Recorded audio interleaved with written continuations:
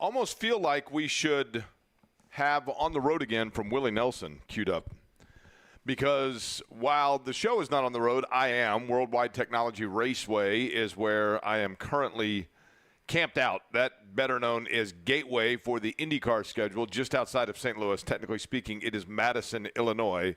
But I can assure you folks of this, and I know this is the case in Indy as well, but it's a little sticky.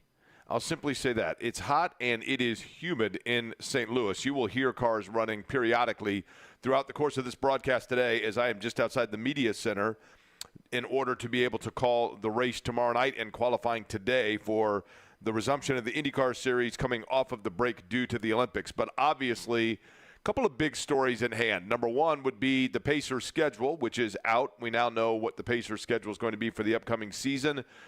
Certainly, Tyrese Halliburton and the Pacers burst into the Eastern Conference Finals, catapulted them into a national standpoint where they get a little love, a little more eyeballs. I don't personally consider like an NBA TV game to be like, congratulations, you're on national television. To me, that feels like when the NFL Network first launched and did the Thursday night NFL Network games, and it really was the participation trophy of we got to put Cleveland and Jacksonville somewhere. That's what it felt like, but we'll get into a lot of it, including the Colts practice. Good afternoon to you on a Friday. My name is Jake Query here on Query & Company. Eddie Garrison back running things in our Indianapolis studios as always, and he is accompanied by, because Jimmy Cook, as he mentioned yesterday, is up in Detroit. He said he was going to go up for the Yankees-Tigers game, but the reality, he probably didn't want to confess this, but I'll go ahead and let everybody a peek behind the curtain. A couple of weeks ago when I was in Canada, as a matter of fact, it was when I was up here for IndyCar race in Detroit, I went across and found the Canadian-style ketchup potato chips and brought everybody back 2 bags. Eddie Garrison enjoyed his first bag. Eddie, you enjoyed the ketchup potato chips, correct? Is Eddie eating them right now? Is that the issue? Yeah, there? Eddie, he asked if you like the ketchup potato chips. Oh, yeah, sorry. I'm over here working on the stream, Jake. Sorry about that. That's okay. So here's the thing. As you can tell, every once in a while, Eddie has a tendency to look the other direction. And that's what happened when Jimmy stole a bag of Eddie's chips. And we caught Jimmy because he doesn't know it, but we had, speaking of streams, a surveillance video inside the studio. Noticed that Jimmy caught the chips. Jimmy, as a result of that, was given a time period with which he had to replace the chips. He did know that they have the ketchup potato chips at Aldi, but I said, no. You've got to go the length of going to Canada to get them. So he is on his way to Windsor today as well to pick up the chips. So capably sitting in his spot, James Boyd is with The Athletic. He is a regular on this program that you hear, and really valuable, James, because you kind of double dip. I know obviously the Colts are your primary beat right now with The Athletic, but you have covered the Pacers as well, so we can get into that. But let's begin with the joint practices with the Arizona Cardinals. Yesterday, the humidity we're feeling today is probably a result of the monsoon that dropped moisture throughout central Indiana and the Midwest yesterday. But that probably fractured practice. But just your overall impression so far of what you've seen with the Colts and the Cardinals. I didn't see much yesterday besides rain. That was an experience that was new to me. I had not been rained on that much in my entire life, I don't think. So shout out to the people who bring umbrellas everywhere. I will never make fun of you again. But I thought the joint practices for Anthony Richardson in particular really showed how he processes the game. And I say that because, Jake, he doesn't always look the best in 7-on-7 or one-on-one drills. But when he plays the closest thing he'll get to actual football, he plays better most of the time. And I picked up on that throughout camp, and I thought that was the same yesterday.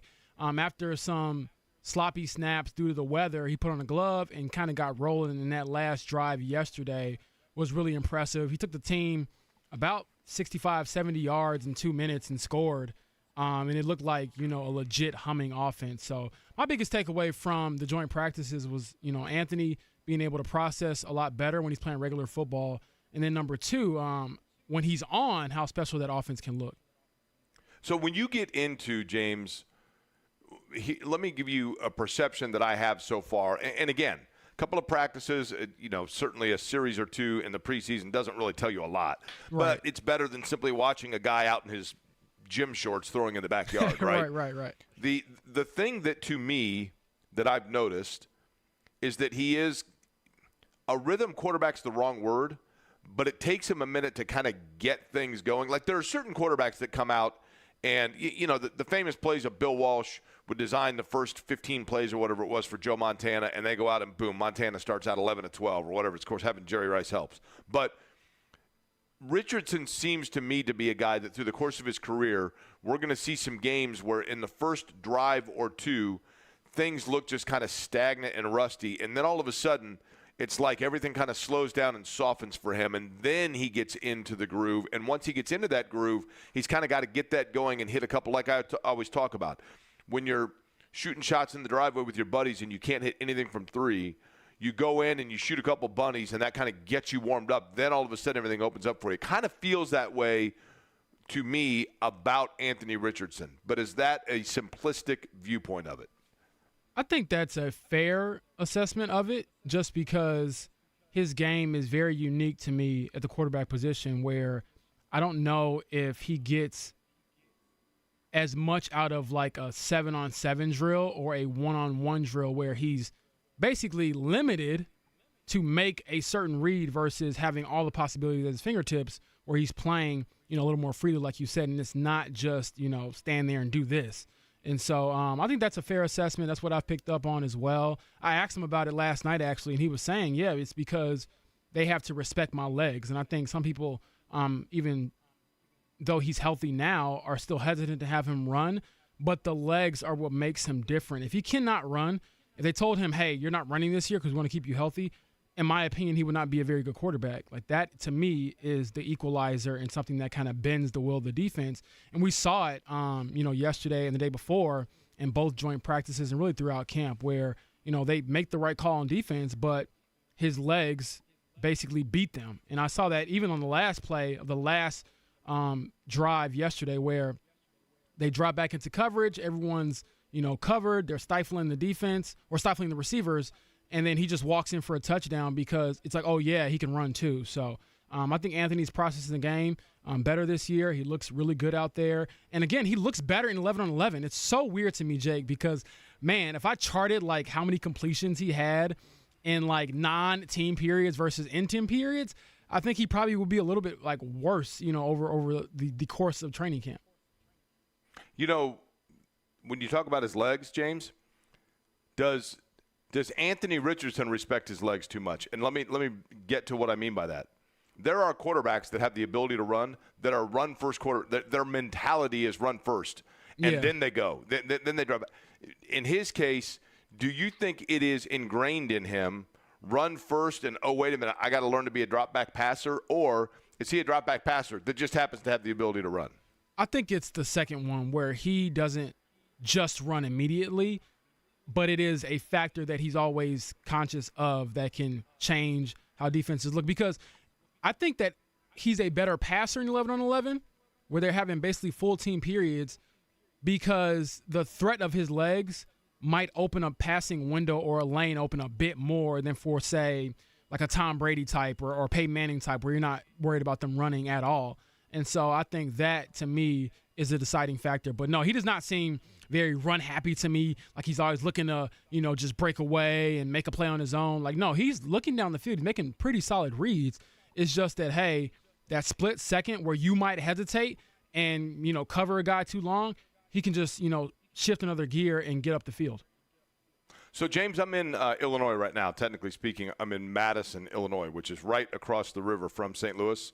Like, I could probably – I don't know if I could hit the arch from here. Anthony Richardson probably could with a football, right? Because he's got a better arm than I do. But you are an Illinois native. You're from what? You're from basically Chicago area, though, right? Yeah, I'm from Romeoville, southwest suburb of Chicago.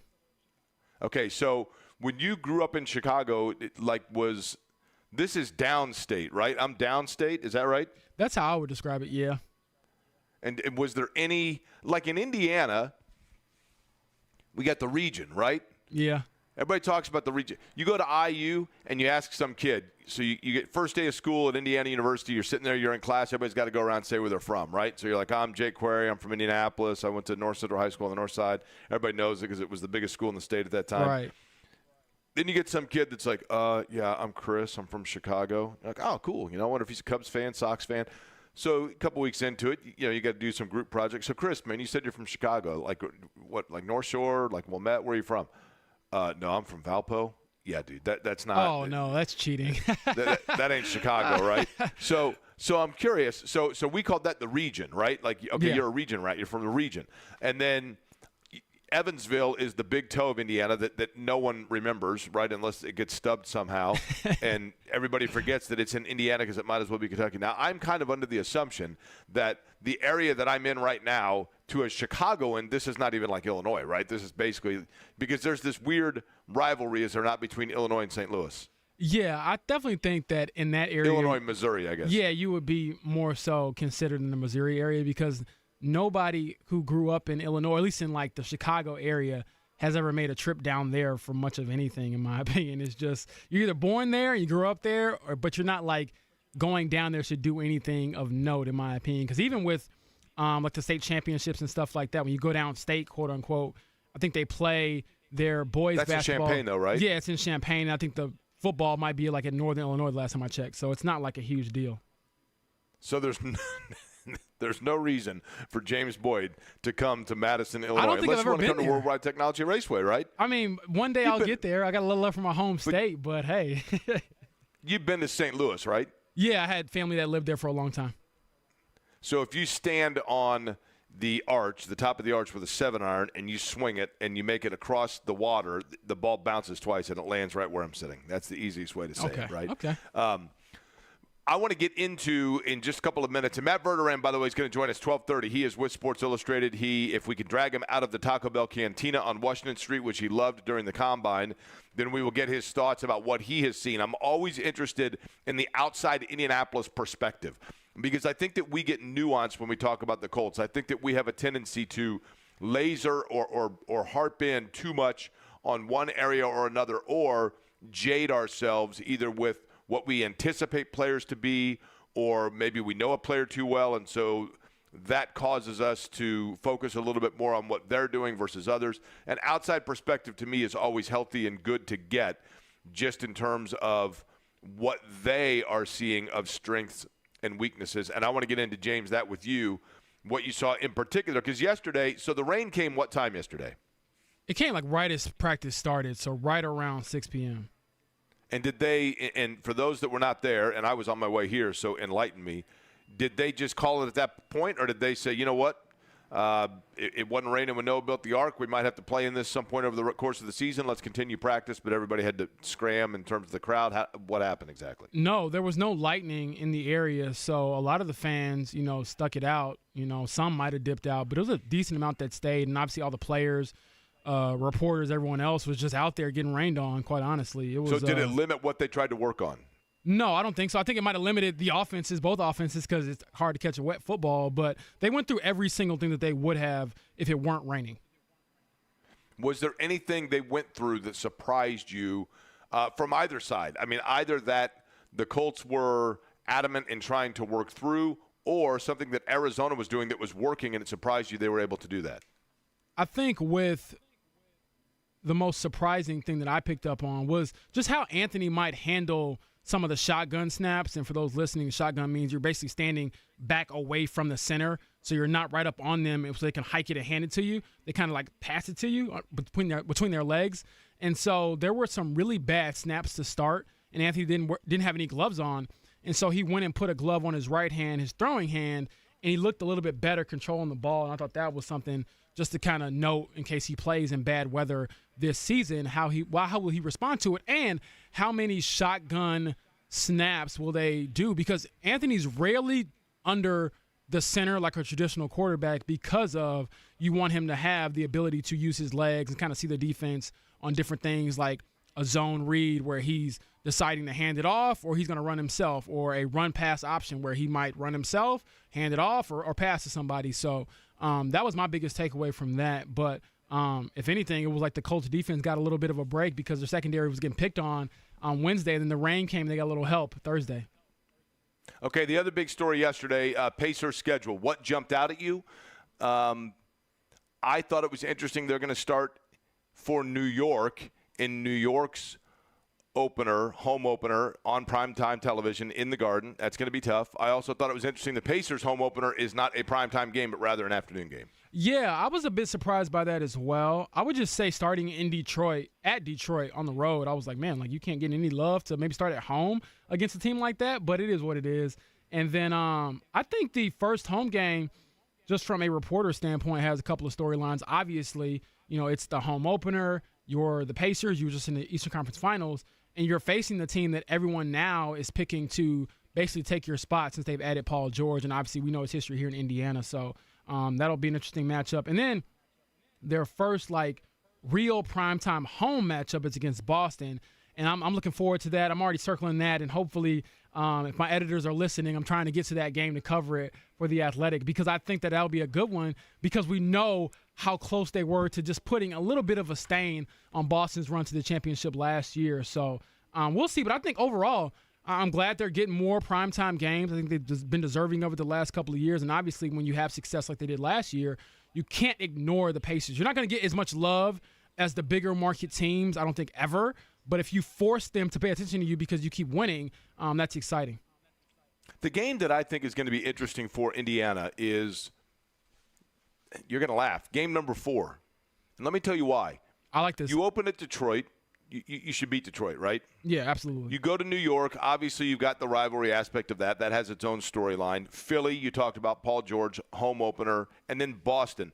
The kind of trap game in the middle of that is one that I think is tricky, and I think it's important. And by that I mean, you talk about the fact that the Pacers could be threatened by Philadelphia, or a lot of people think that Philadelphia, if they're healthy and they gel together, they become like Team 1A in the East. Right. A team that feels like I think they're on the rise, and I think they are. Quietly, I don't think people talk about it. I like their wings. I just like their overall size and their youth. I think Orlando has a chance to be pretty good. And that's kind of a trap game because you're between the Paul George game and the Boston game. And yet Orlando, who kind of gave the Pacers fits last year, they're a tough matchup for them. James, I think it's an important game for Indiana to come out right out of the box and basically say, look, we know that you're the new puppy that still wants to play, but we're going to go ahead and send you to the back of the pen for another week or so. Absolutely, and I think that Orlando is kind of on a similar trajectory as the Pacers where they have a couple of young stars. I think they're a younger team overall when it comes to some of their core pieces with Franz Wagner and obviously Paolo Banchero and things like that. But they're a team that was in the playoffs last year, and they're looking to take that next step as well. So to your point, Jake, you do have to deny other teams while you're on your own rise. And just overall looking at that beginning part of the season, I mean, outside of Detroit, which, again, I think they should beat Detroit. Obviously, we saw how bad they were last year. You got Knicks, Philly, Orlando, Boston, New Orleans, Dallas, Orlando, and then Charlotte, the first 9 or 10 games so in the season. You got the Knicks again. So they're not starting off with some teams that aren't good. They're playing a lot of really good teams. So I think the start to the season will be crucial to them. Obviously, it's not like football. You got 82 of them, and if you drop a few, you'll be all right if you bounce back. But I think starting on a good note, making sure that you avoid, some of those letdowns that could come back to bite you, if you're in that play-in range, will be crucial. So the Pacers definitely have a tough schedule to start the season for sure. Are they a team, James, that, because we've seen this before, teams that make a step, get on the radar, and ride that a little bit, but then coming back and, it's a lot like this. My 20-year high school reunion was awesome. Nobody really expected it to be so. We all got together. Everybody's, you're 38 years old. Everybody's got families for the most part. And so it's kind of this serendipitous, incredible evening where everybody comes together, and it was just awesome, and everyone loved it. Yeah. So then the 25 years, only 5 years later. So for 5 years, we're building up this anticipation of recreating this magical night that we had of our 20th high school reunion. Mm-hmm. So we show up for the 25th, and there's all this expectation and all this hope and all this relive. And, oh, man, the 20th was so much fun. Well, the 20th was so much fun because nobody really expected that it was going to be that great. So then when the expectation for the 25th was that great, it was kind of like we were just going through the motions of trying to recreate something that was a magical, spontaneous thing that couldn't be recreated. Does Indiana have that risk this year? Because last year, from the in-season tournament to the attrition of the East that lifted them to the conference finals, was so spontaneous, so much fun, so captivating. And now everybody's expecting it to be redone. Is there the chance that this season is their 25th reunion?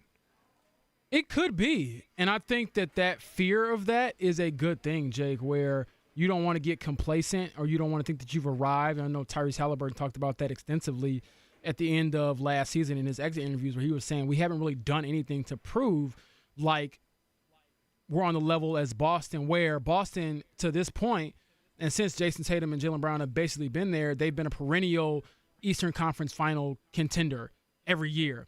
The Pacers aren't that under this new regime, under this new era of basketball. And so I think that fear, that that trying to stave off some of the complacency, some of the resting on your laurels is a good thing. And so I'm excited about it. But that's the challenge of trying to be a great team, right? I mean, it's one thing to be good one season. It's hard to be great year in and year out. And that's what the Pacers haven't really had since the Paul George days and really since the Reggie Miller days. And I know Tyrese is kind of chasing that, and he's excited to lead that cause.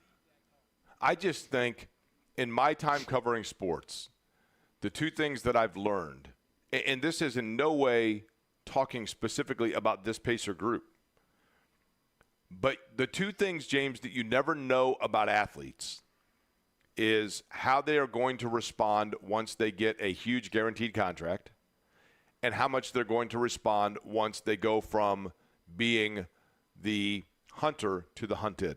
Yeah. There's a human element, just a human nature element to that. I mean, look, I'm not throwing daggers at all because I'm the first to tell you, I have no idea how I'd react if I hit the Powerball tomorrow. I have no idea. I mean, I know everybody says, like, no, I'd still work. I love work. And I love what I do, don't get me wrong. And we're afforded, a very fun job and to be able to talk to, I get it. But I can sit here and say, oh, man, if I won the Powerball tomorrow, I'd do the show every day and I'd help out different charities and I'd be around town and I wouldn't move. I'd let everybody, I'm worth $400 million now and everybody knows it. But until the 9th day in a row I come home and there's people standing in my front yard asking for $10,000, and then all of a sudden it's like, okay, this. So you just never know how you're going to change in that regard. You never know with sports teams how they're going to change when they've had a summer of everyone telling them how great they are. And, maybe Halliburton, maybe the Olympics was kind of a good thing because, sure, he goes into it. I think he had the right attitude and he was a great teammate about it. But he goes into it with the mindset of, I've arrived now. I'm on this national stage. And then once he gets there, he clearly was kind of guy number 12. He's a gold medalist guy number 12, don't get me wrong.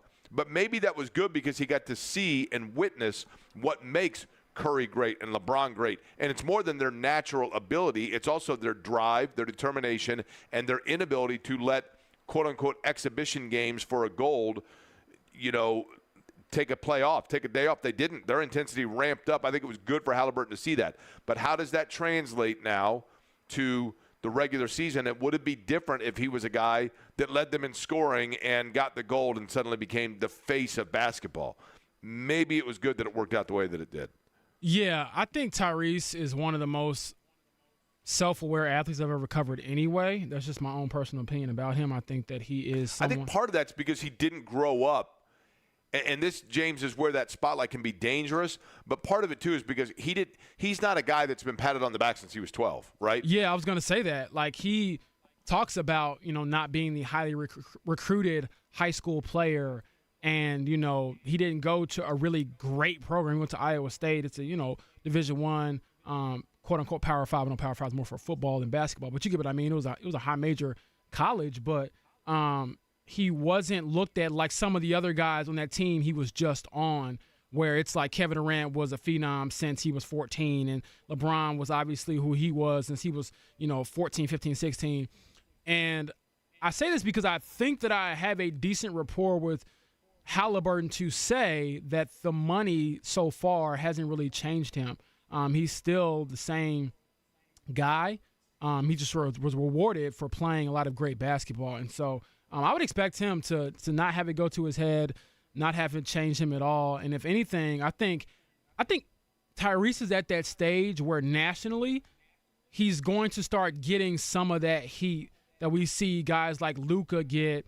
We'll start to see SGA out there in OKC get, where, we know you're good, but now it's not just about putting up numbers. It's can you win at a high rate consistently. And that to me is what separates good from great. And obviously we know that Tyrese wants to be great.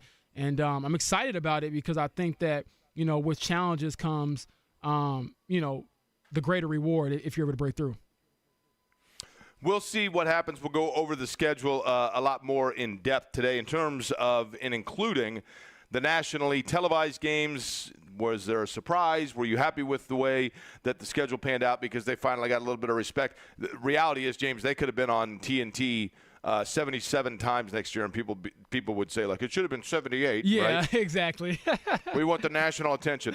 Big Friday lined up for you. Thanks for joining us. James Boyd in for Jimmy Cook. My name is Jake Query at Worldwide Technology Raceway out just outside of St. Louis for the IndyCar race that takes place tomorrow night. You can hear that race, by the way, on 93 WIBC because the Colts and Cardinals will be on this station on Saturday evening in terms of their preseason game number 2 for the Colts. A guy that was at Westfield in Grand Park watching the joint practice between the Colts and the Cardinals gives us a national perspective. Matt Verderame of Sports Illustrated going to join us to talk about that, and he's going to do it on the other side on this Friday edition of Query & Company on 93.5 and 107.5 The Fan.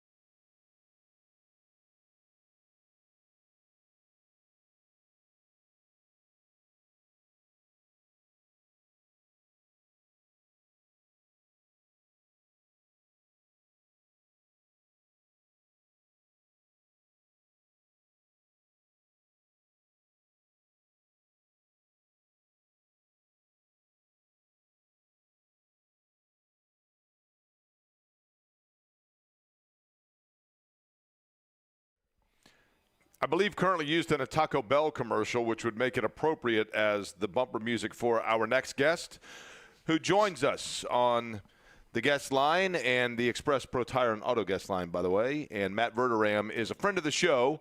And, of course, Matt is an enthusiast of the Taco Bell. We've joked about it a lot, the Taco Bell Cantina on Washington Street. But, Matt, you were in town. Obviously, the focus was not that Taco Bell, but rather to cover the joint practice between the Colts and the Cardinals. I know it was a monsoon yesterday. Wednesday was the primary focus of your watching them. Your first just kind of overall reaction to what you saw from Indianapolis. What was the biggest takeaway for you?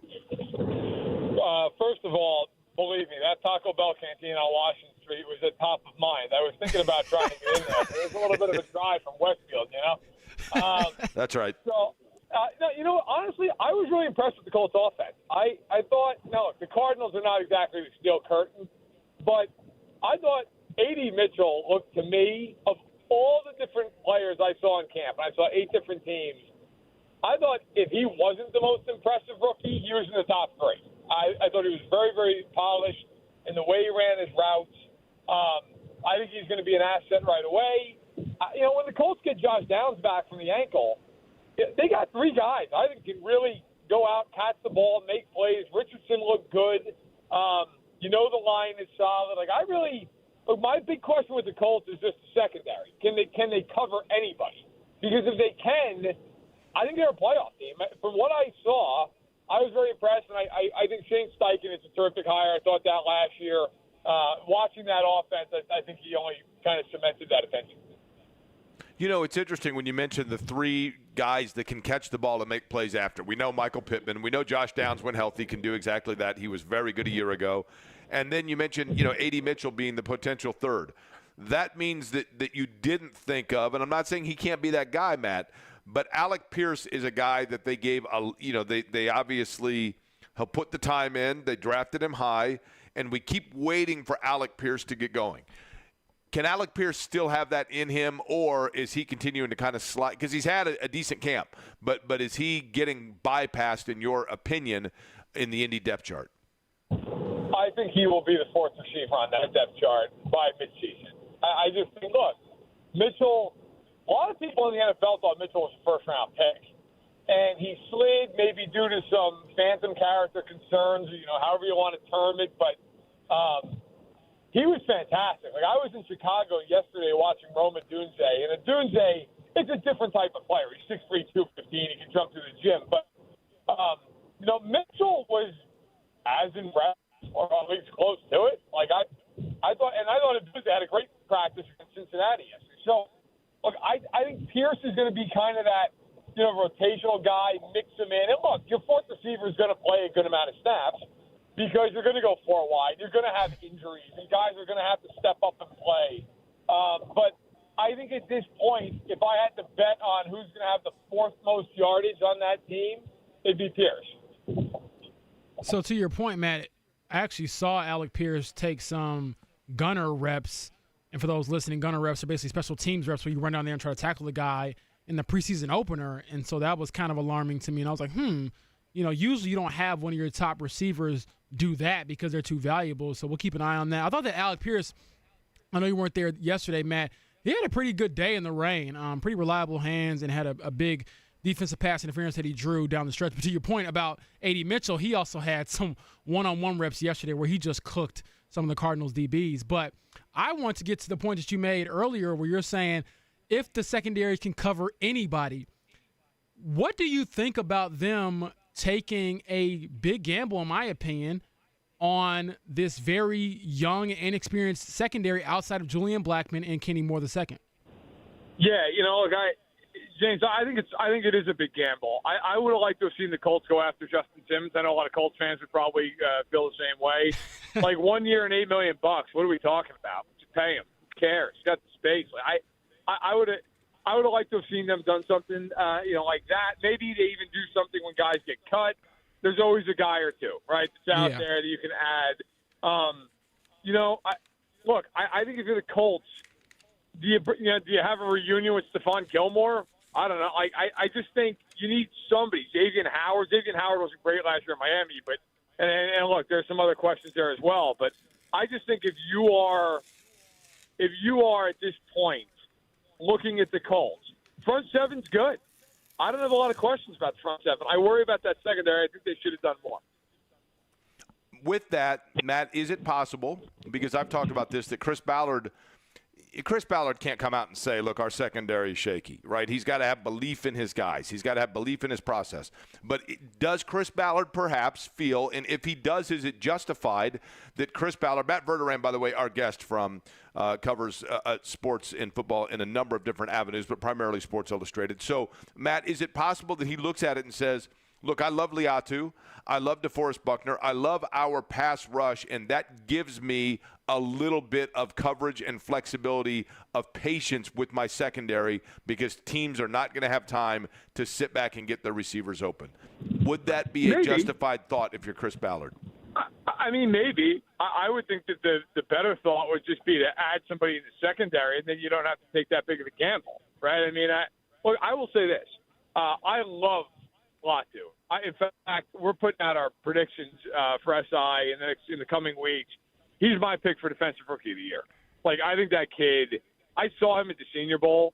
He was destroying people all week long down in Mobile. And then, look, I saw him in limited reps on, when I was there on Wednesday. But he to me, has shown you everything you want to see out of a kid that you go, hey, that kid could have 10 sacks as a rookie. Like, I really do believe in his talent. I think their front seven's underrated. Zaire Franklin's an excellent linebacker. But, look, they're going to have to get a lot of pressure. And, the question becomes, do you kind of take more chances on defense and get more aggressive because you say, look, if we don't get home, we just can't cover. We can't stay with these receivers. I mean, to be fair, I thought the Colts offense really shredded Arizona's secondary. The same was true the other direction. I mean, Arizona's got talent on offense. They were moving the ball. I just think if you're the Colts, like, hey, week one, you're playing Houston. Houston is not lacking for offensive firepower.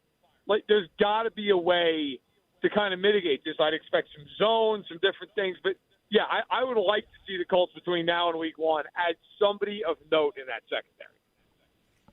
Matt, when you look at what Shane means to this team, why do you think he is the guy, or maybe I don't know if you don't think this, but I would assume so, having talked to you on the sidelines at practice, why do you think he is the guy that can potentially bring the best out of a guy like Anthony Richardson, who we've seen athletic quarterbacks in different situations and it not work out? Why could it possibly work here because of what Shane is bringing to the team? It's a good question. And James, I think the main point is, Shane is Steichen's not going to force a square peg into a round hole. And Richardson's a unique kind of quarterback. Like, he is a guy you almost want to, at times, play out of structure with. You want him to bring a little bit of that dynamicism, that flair to the offense that he showed at Florida. Yeah, sure, he can play from the pocket. I'm not saying he can't. He certainly can. But if you're the Colts, you want him on the move. You want him stretching the edges of the defense. And I think with Steichen, both in the way that they use motion and just the overall basis of the scheme, but they're going to do that. There are some coaches, there are plenty of coaches, who will look at Anthony Richardson and say, okay, you're going to play the way I want you to play. And you're going to play very drop back, take 5 steps, look around, throw the ball type of offense. And look, he's going to have to do that, and he will do that. But there also has to be an element of, we're going to stress all 11 guys on every play. And we're going to use your athleticism combined with your arm talent to do that. I think Steichen is in that mold of a Mike McDaniel, of an Andy Reid, of a Sean McVay, where they're going to look at the players they have, the talents those players have, and say, okay, I know how to best deploy this group of players. I think Steichen's excellent at that. He worked with Herbert when he was a rookie in L.A. You could argue Herbert had the best statistical rookie season of all time. He worked with Jalen Hurts in Philly as a young quarterback. Jalen Hurts was a second-team All-Pro with Shane Steichen and went to the Super Bowl. Like, his track record says he knows how to coach young quarterbacks. And if you want to look at Jalen Hurts and his style of play and his dual-threat ability, he knows how to coach players with that skill set. Matt, I want to get back to real quick because I agree with you. And I said last week that I think Latu's going. I mean, we never know about health, right? But assuming he stays healthy, Sure. I think Latu is going to be a breakout star. I predicted that we're going to start seeing people wearing his jersey around Lucas Oil Stadium by November, right?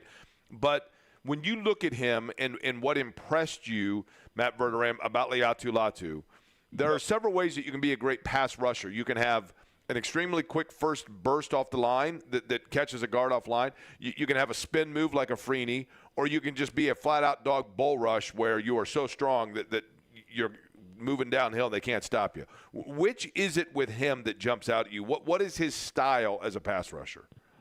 Yeah, I think, look, he's going to develop multiple moves across the course of his year, course of his career. That's the way these things go. But I think right now his big thing is, like, he can just turn the corner. I mean, that kid has an athleticism. There are a lot of things you can teach, and there are some things that are just innate and you can't teach them. And one of the things that he has, in my opinion, you can teach to an extent, but you either have it or you don't. He can bend. Like the kid, he just can get on that 45-degree angle that coaches are always trying to get you on as an edge rusher, and he doesn't decelerate. A lot of guys, when they start to turn that corner, they can't quite get to 45 degrees. They're a little more upright, gives the tackle more of an angle to hit him and knock him around the arc.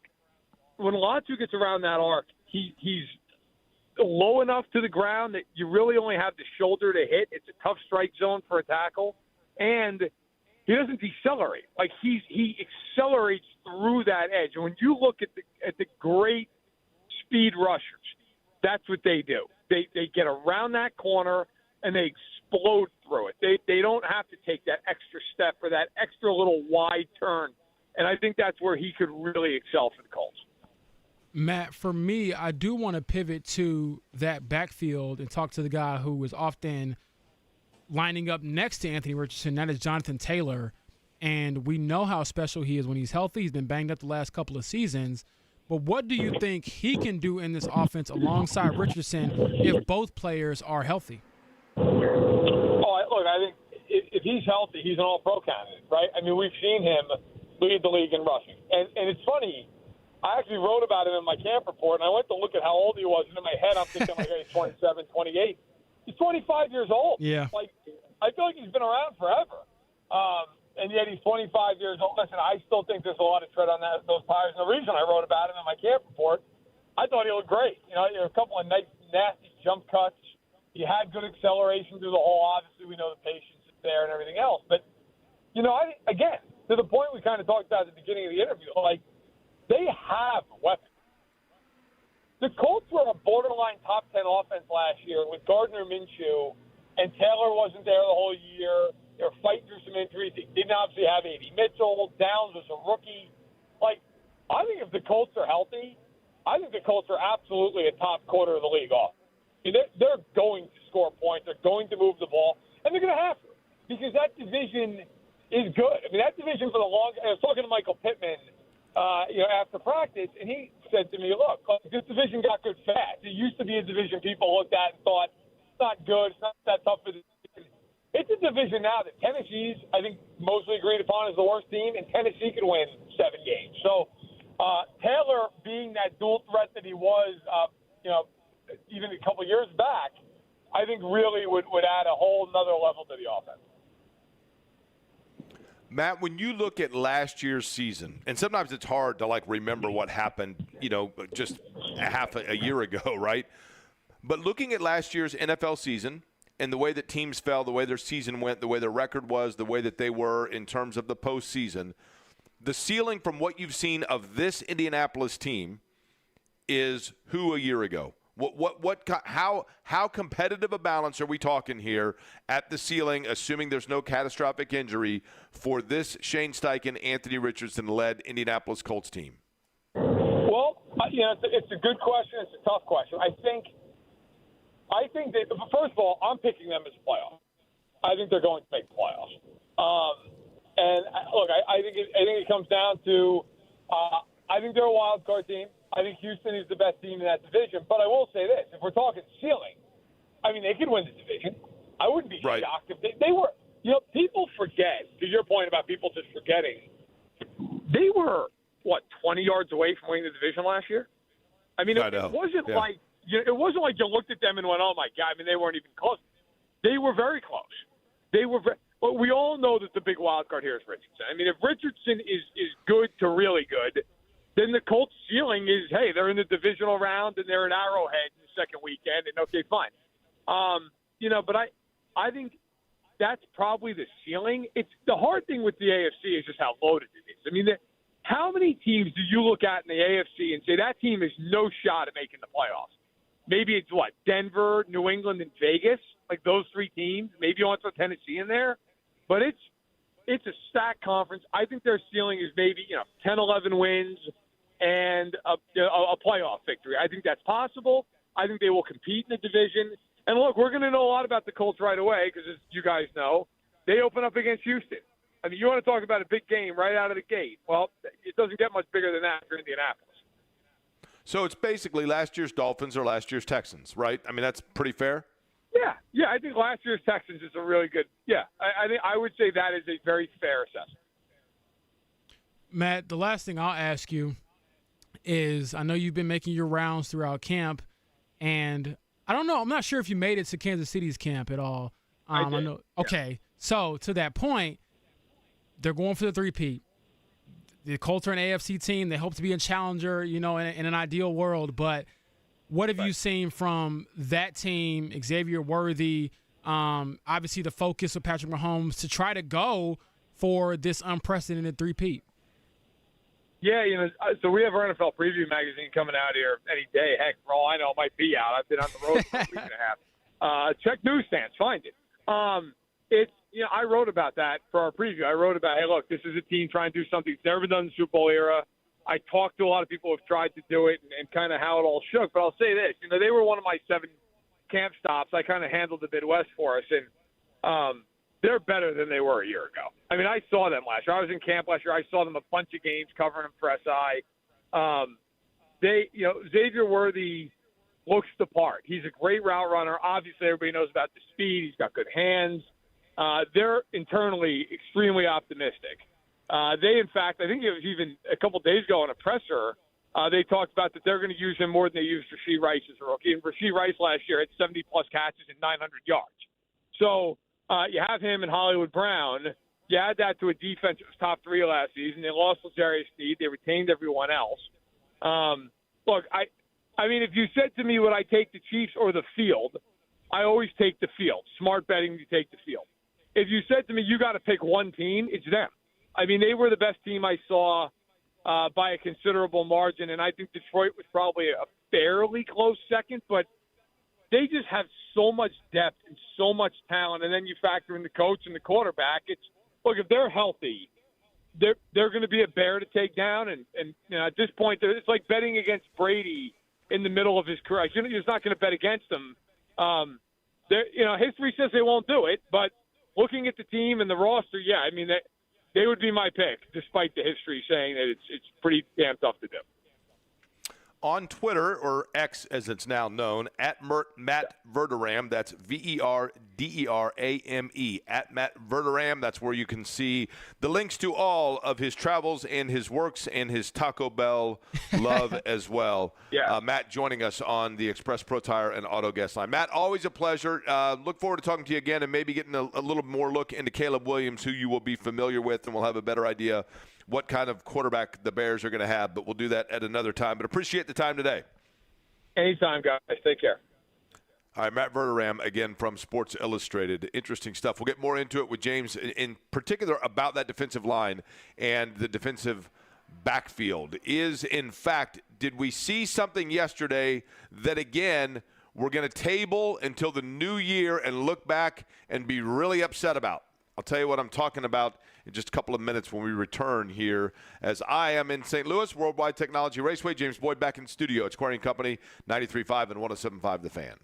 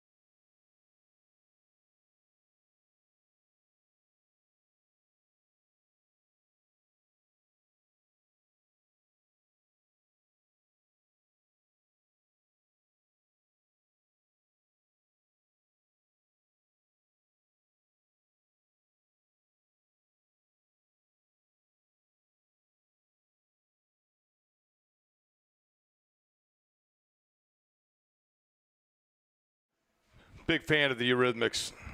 Big fan. But when the dude in the music video played the bass and had the spiked hair, it kind of gave me nightmares. Not to the level that the scientist and She Blinded Me with Science from Thomas Dolby did, but He was playing the actual bass? He wasn't playing whatever that fish guy was playing? dude, you mean? Oh my goodness! Hold on. Do we happen to have any? Oh yes, Jake. Not the bass, but the vacuum cleaner. Yes. The guy that Fishman was playing. Okay.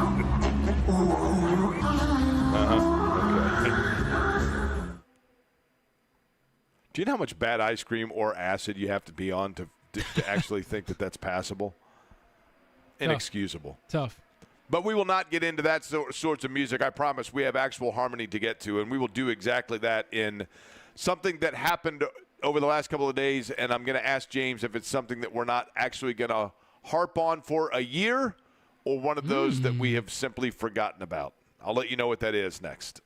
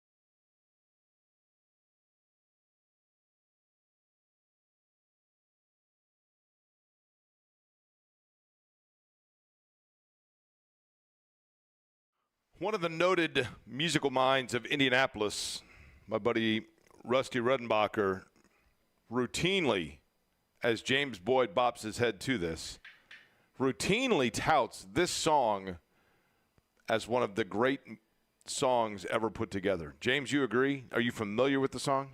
I would agree, just because I feel like whenever I hear it, I'm in like the best part of the movie.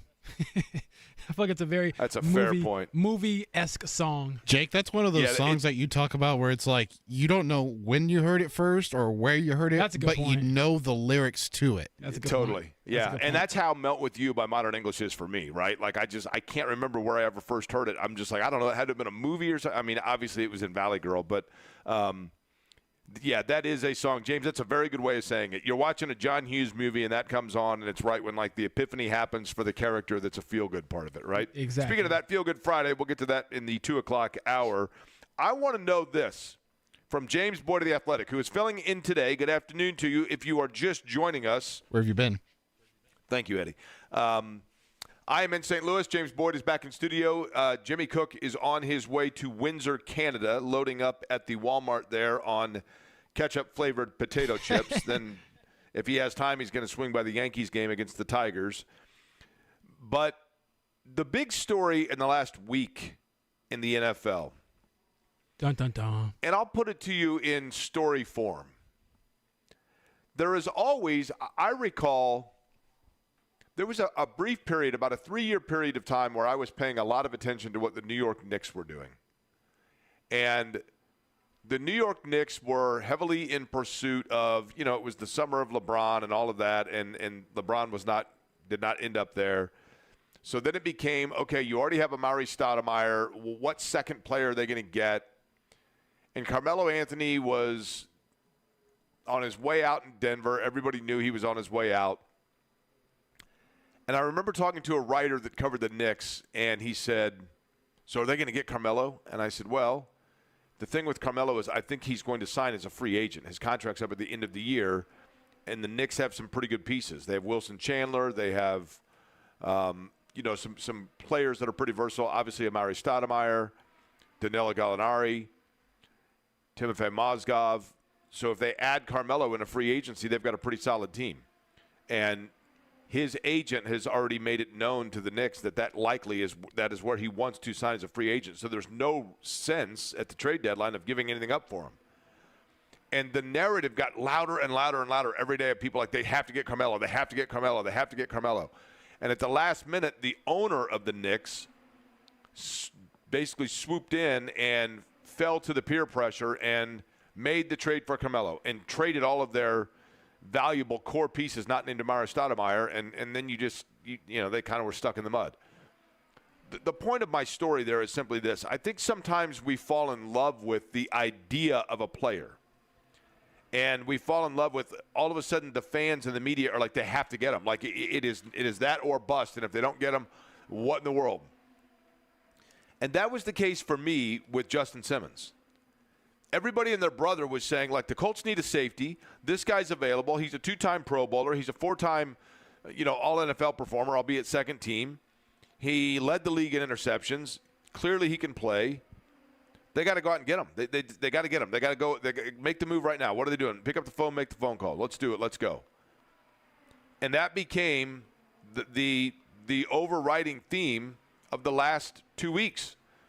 And he went around and it was like Monty Hall, let's make a deal. He's just going to go, and he's visiting every team, and he's at this team and that team. And the Colts were never mentioned, but there is probably no area of need that is bigger for the Colts than safety. And what really hurt, I thought, James, was this. The whole time I was thinking to myself, maybe Chris Ballard's smarter than we are. He knows his cap space. He knows he can't break the bank because he's got other players that he's going to have to take care of whose contracts are up or whatever else. And then the news comes that the Atlanta Falcons acquire him for 1 year at $8 million. And I'm thinking, wait a minute. If there was a really good young corner, and maybe it's Nick Cross, that you feel like 1 year is only going to impede the natural growth of what you need of guys peaking at the same time together. Maybe that's why they didn't go out and do it. But at 1 year, $8 million, it seems like a flyer that really came at no cost. My question for you, James Boyd, is simply that, and that is, are we going to look back on this around Thanksgiving time and go, you've got to be kidding me, they didn't take advantage? That's a great question. Put me on the spot, and I'll say yes. And, I mean, if any Colts players are listening, feel free to prove me wrong. That makes my job a lot more fun. But I think that the part I'm having a hard time understanding is that I don't get what the real risk was in going after a player like Justin Simmons, where it's only a 1 year commitment, as we've seen with the Falcons and as we've seen with other, free safeties or safeties out here on the market. Quandre Diggs signed a 1 year deal to go to the Titans. And I think that might have been up to worth to $5 million or something like that. So it wasn't like something that's breaking the bank. And so to me, it's like if you go out there and you sign one of these guys and you take a big swing on a big name and it doesn't work out, at least you can say, hell, we tried. And he's off the books next year anyway. So it's not like it's going to impede what you want to do beyond this season. In this season, you are telling everyone you're trying to win and make the playoffs. And so I guess for Chris Ballard's sake, for the Colts' sake, you just hope that you can look back and say, hey, we were right and everyone else was wrong. But I have a hard time trusting that Nick Cross is going to be the player they need him to be in the secondary. Now, he has been starting the last few practices, started in the preseason opener. He, in my opinion, will probably be one of the starting safeties, most likely at free safety, alongside Julian Blackmon. And you just have to be right.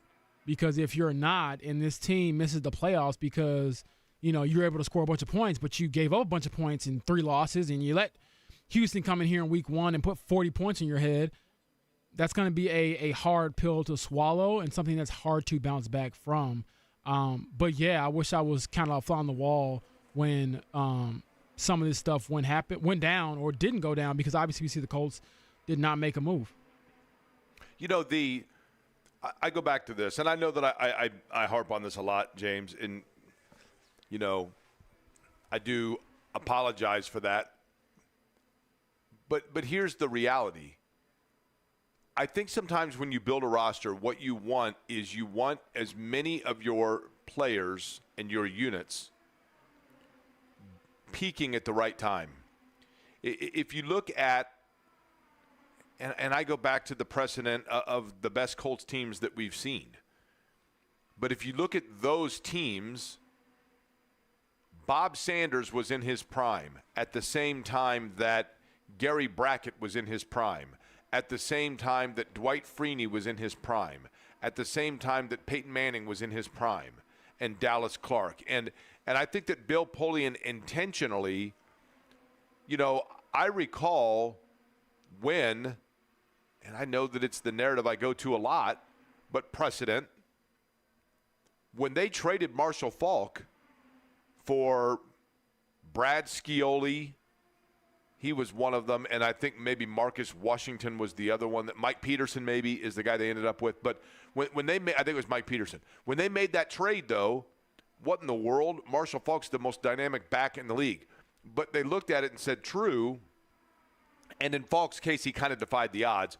But they wanted a back that was going to be entering his prime at the same time as Peyton Manning, as opposed to those two eras being staggered and having to reset it.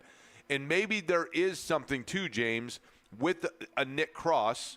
Julian Blackmon, I think, is a really good player when he's healthy. And that's the big thing, when he's healthy. Their corners, I think Juju Brents can be a really good player. And, they've got, obviously, some experience on the other side. But those players that we're talking about are just, if they have a prime, and that's going to be the question, right? Are they players that are good enough to have prime NFL? But if they do, they're just starting to walk through that door. So if you sign somebody to a 1-year deal, yeah, you might get benefit this year, but maybe Chris Ballard is looking at this Colts group and looking at Richardson and looking at A.D. Mitchell and looking at Alec Pierce and looking at Jonathan Taylor and saying, this is a 2 to 3 year window, not a 1-year window. And so we don't need a guy that comes in for 1 year and simply serves as an impediment to the gelling process and to the at the same time coming into prime all as one process of our defensive backfield and holding back a Nick Cross from even – maybe Nick Cross needs a year of baptism by fire, if that makes sense. That makes sense what I'm saying? Yeah, I hear what you're saying, and he certainly hasn't played a lot throughout his career, and I think sometimes when we see, he's only had 4 starts in 2 years, what are the Colts doing? Why haven't they played him? Remember that they actually see these guys in practice too, and so they've decided the last 2 years somebody is just better throughout those practice reps. Now, with Nick, I think my pushback to you, Jake, on this is his last year to prove himself, in my opinion, anyway. So if you go out there and he can't play, this isn't a long-term answer anyway, and you basically, didn't pursue perhaps a better short-term answer, because if Nick Cross cannot do anything this year, that's the end of the road. I understand that he's on a 4-year contract, so he's got 2 years left on his deal. But if he can't play this year, if he can't start this year, I wouldn't be surprised if this is his last year in Indianapolis, because the team has to decide at that point, okay, he's not a starter, but, can we get something back from him for him or recoup some assets or something?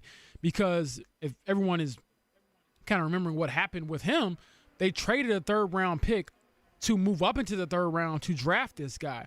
So I understand potentially the hesitancy to move on from him, but at the same time, it's like I get it. You want to have that 2 to 3 year window, but in my opinion, how about you just open the window? I mean, we've talked about it right now, right? It sounds promising, but to be honest, the window is still not open. They have not made the playoffs since 2020, haven't won the division since 2014. Anthony Richardson, we don't know if he's going to be a good player. So I think you should. Do you think he's going to be? Well, James, you've seen him. You've watched as much, of anybody that we've talked to. You have had to watch every snap. You've seen other players. You've seen other quarterbacks. In your heart, right now, in your heart, from what you've seen, and I don't mean on his best day. I mean, on his best day, there were days where you went out there. I remember, Paul Justin on his best day looked like he was going to be the next coming of, I don't know, like a big, Dan Fouts. We've seen quarterbacks here. We've seen running backs here that on their best day, but you can't judge by that. You got to go in totality.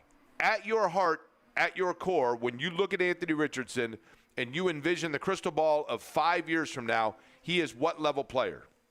I think he's a good quarterback and maybe not a great one, if I'm being realistic, just because it's so hard to be great in the NFL, and obviously that's what you're chasing. But I think my standard for great is you're a perennial guy who can take your team to the playoffs and be the best player on the field pretty much every week. And to me, that list is pretty short. I think it's Patrick Mahomes. I think it's Lamar Jackson. I think it's Josh Allen.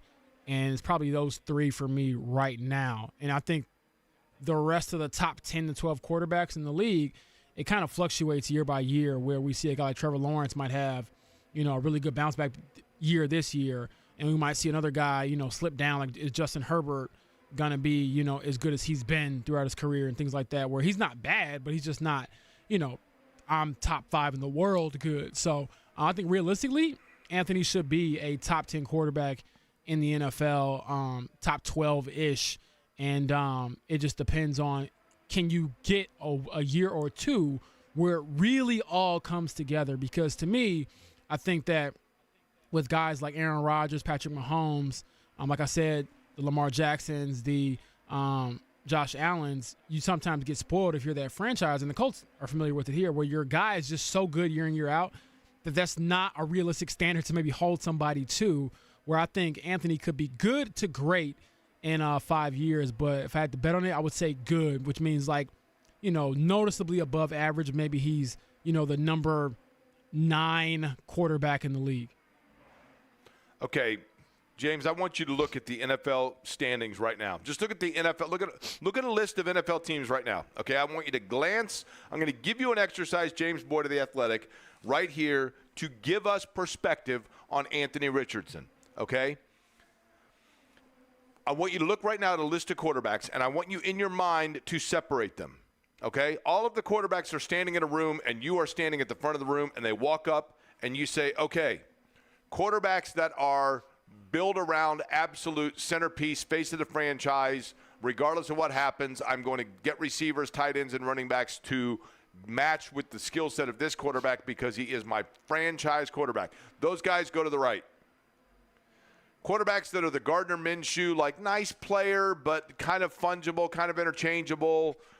You're just kind of treading water with them, and you are stuck in that 9 to 10 win purgatory where you're going to be drafting 17th every year. And this quarterback realistically is just keeping the seat warm until I find the guy.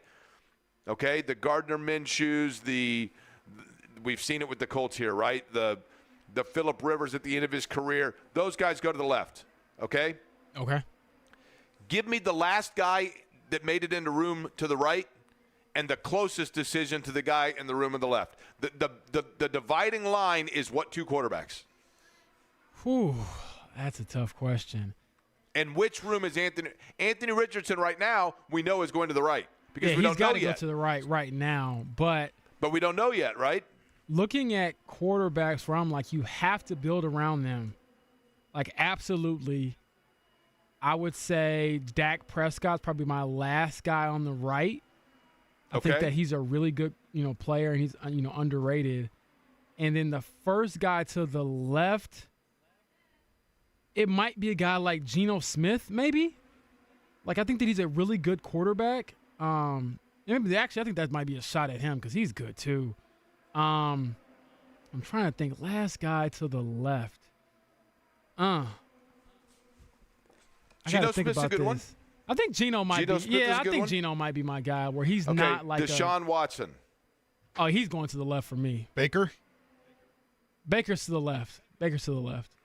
He's probably a better dividing line, though, than like a Geno Smith or a Dak Prescott because I think Baker can win you games.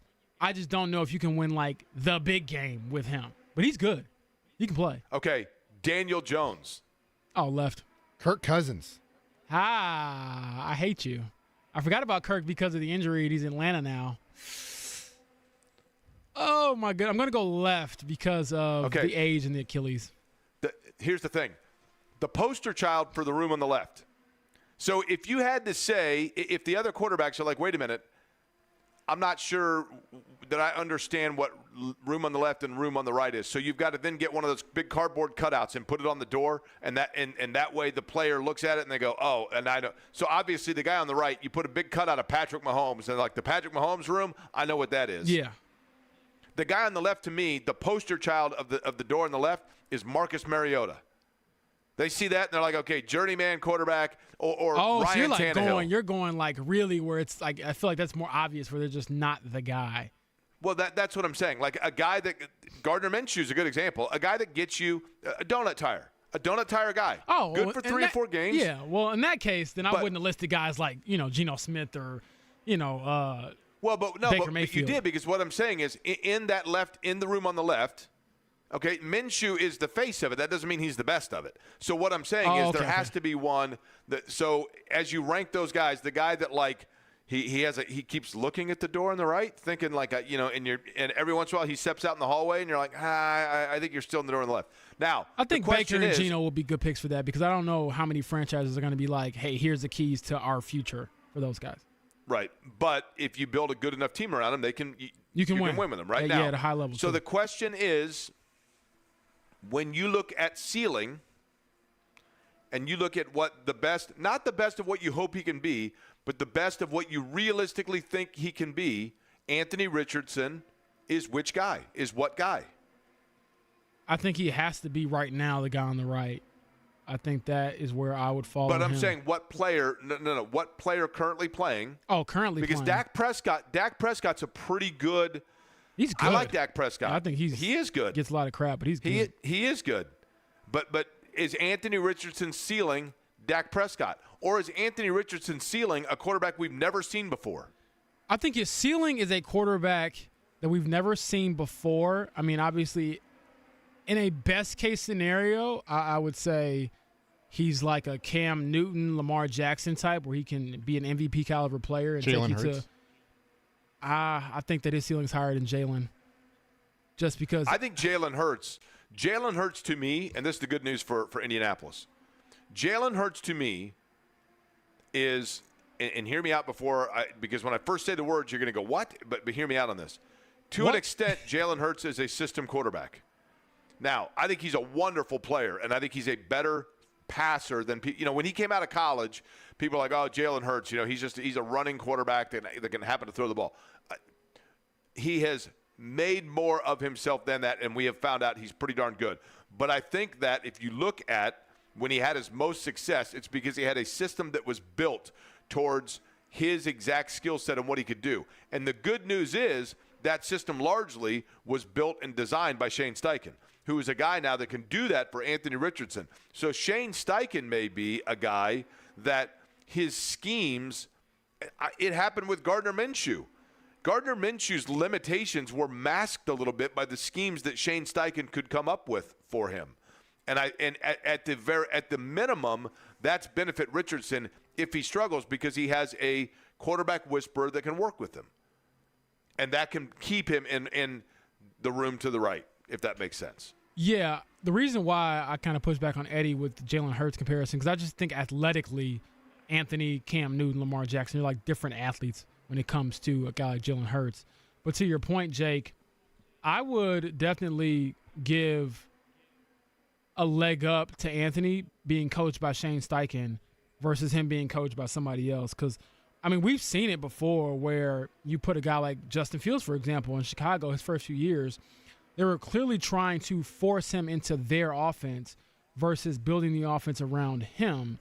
And I think that's where Shane has excelled no matter what quarterback he's had, because we saw it last year, he did it on the fly. He went from having this super athletic quarterback to Gardner Minshew, who obviously has limitations, and he still made it work and made it, possible to go out there and win. And so I think Anthony's in good hands, but again, I think his ceiling, like best case scenario, he's an MVP caliber quarterback, takes you to a few big games, potentially the Super Bowl, things like that. But I will say, if he is like Dak Prescott, that is not a bad thing. Dak Prescott is really good to me at football, and I think he gets a lot of unnecessary crap because he is playing in Dallas. Well, that's it. Would Dak Prescott have the same level of not just scrutiny, though, and unfair scrutiny, James, but would he have the same level of cachet about him if he had the exact same career to this point for the Arizona Cardinals?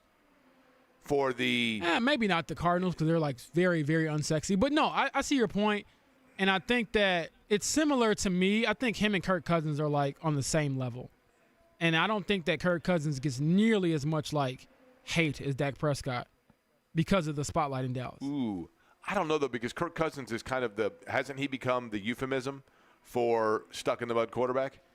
Not necessarily to me, and honestly, the Vikings, obviously the situation is unfortunate with J.J. McCarthy being out for the season, but I thought that he was playing good ball until he got hurt.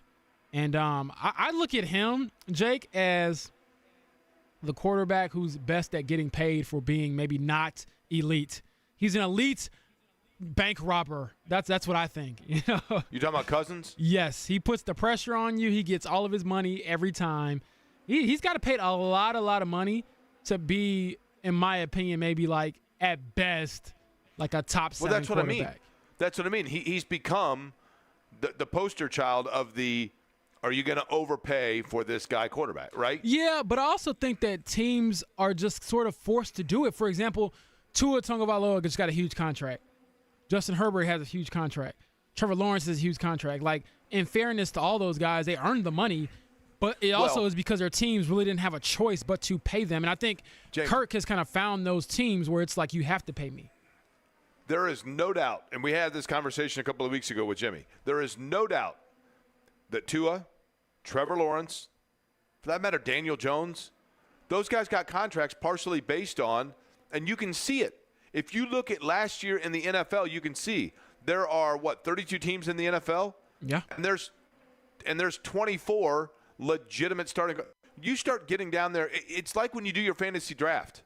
And in your fantasy draft, you're supposed to have 3 running backs, and you're in a league with like 18 guys. And halfway through it, you're like, gosh, next year I want to be in a league with 10 guys because we're only in round 4, and I've never heard of these running backs. Who's this guy from the Raiders that I just had to draft as my 3rd running back? I don't even know who he is. And to an extent, when you start looking at backup quarterbacks, you absolutely start getting into that conversation. There aren't enough of them. So certain teams had to pay quarterbacks, not necessarily even because of who they are, but rather because of who they aren't. Trevor Lawrence, and I think Trevor Lawrence is going to be outstanding, and I'm still alone on this island, I realize. I think he has all the tools. But Trevor Lawrence, and Eddie disagrees with me, Trevor Lawrence, though, got paid partially because if Trevor Lawrence walks or you don't re-sign him, who do you get? Gardner Minshew again? You bring him back? Yeah, I mean, okay, that's a good point. welcome to Nevada suck, right? I didn't disagree with them paying him. I disagree with them paying him as one of the top quarterbacks, like Joe Burrow, for example. I thought that was egregious.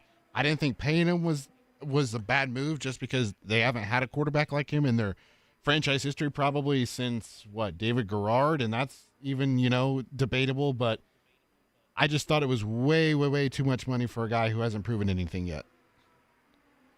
See, I disagree on the hasn't proven anything yet. I know that it's limited, but, I mean, he's in Jacksonville. He's in Jacksonville, and he's had good moments for them.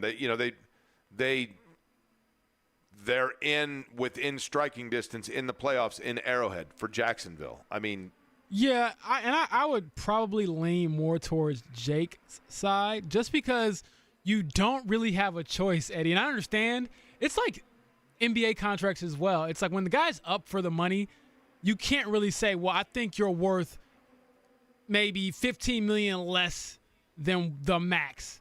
You just can't do it. Like in theory, yes, I don't think that, every quarterback that gets paid from now on is going to be the highest paid quarterback for whatever time period. Because if we're being real, none of these guys should get more money than Patrick Mahomes.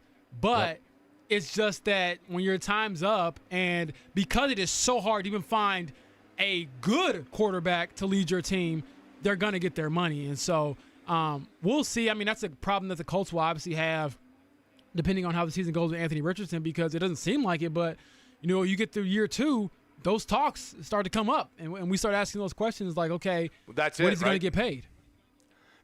What we know is this. There's something that's happened already in the NFL that tells us exactly what's going to happen with the Colts in a year or two, Yeah. and it plays into the strategy of Chris Ballard.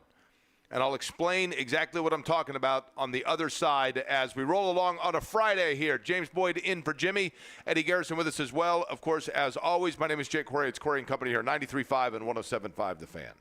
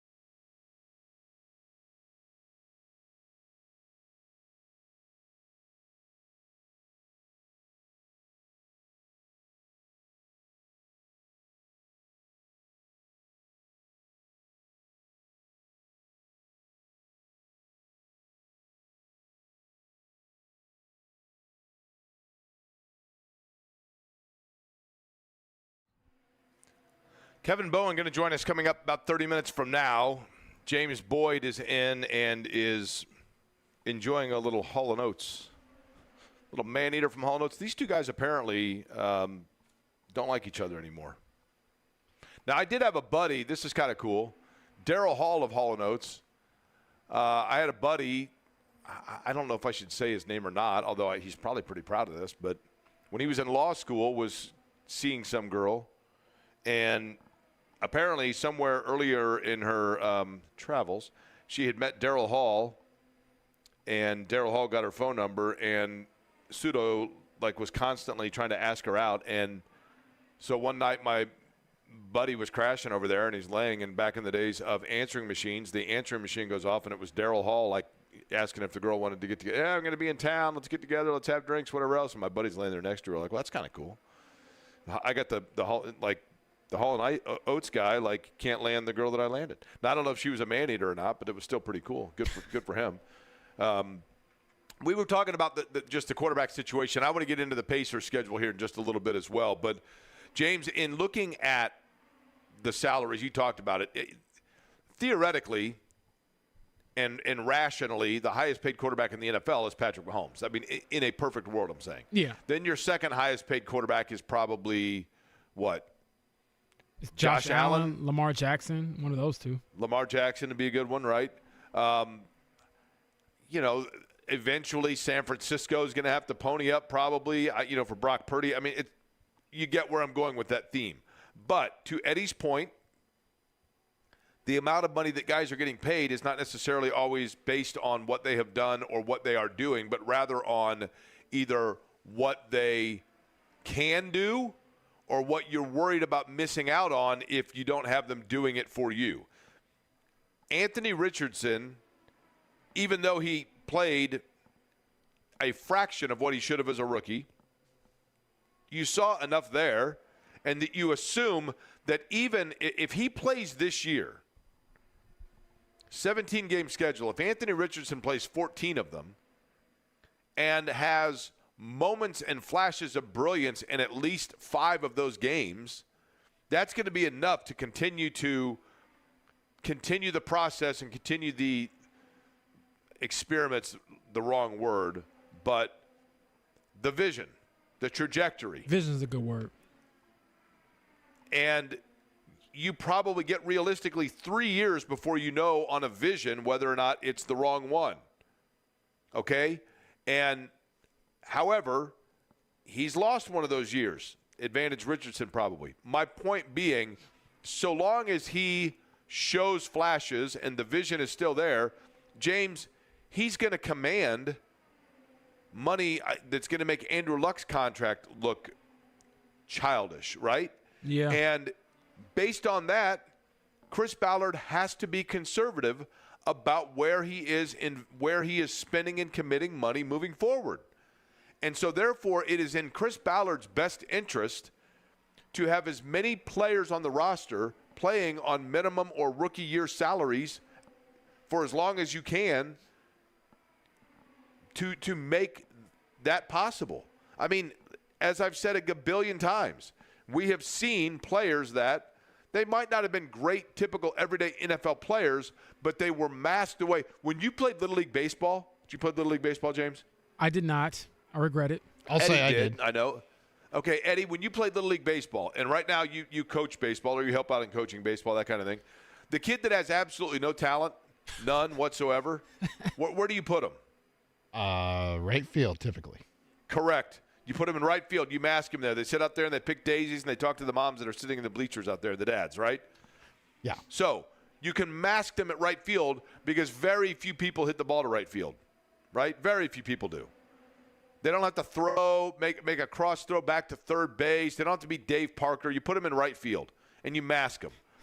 There are players in the NFL when you are looking at the salary cap where you have to pick your spots where you have starters that you're masking them because you have really good players elsewhere, and therefore that's where you put your minimum salary guy, your Jason David, and you hope that one of your corners you can put there because the other one is really good and you have a pass rush that facilitates to negate having to spend a lot of money on both corners. You have to pick and choose the areas where you're not going to pay a lot. The thing where the Colts err, in my opinion, philosophically so far, where they kind of put themselves in a hole, is their best player, and they've done a nice job of deviating from this. But a couple of years ago, the Colts, J&V and I just had this conversation the other day, so I'll give him credit on this. But it's a very good point. You drive past Lucas Oil Stadium, who are the players whose banners are out front?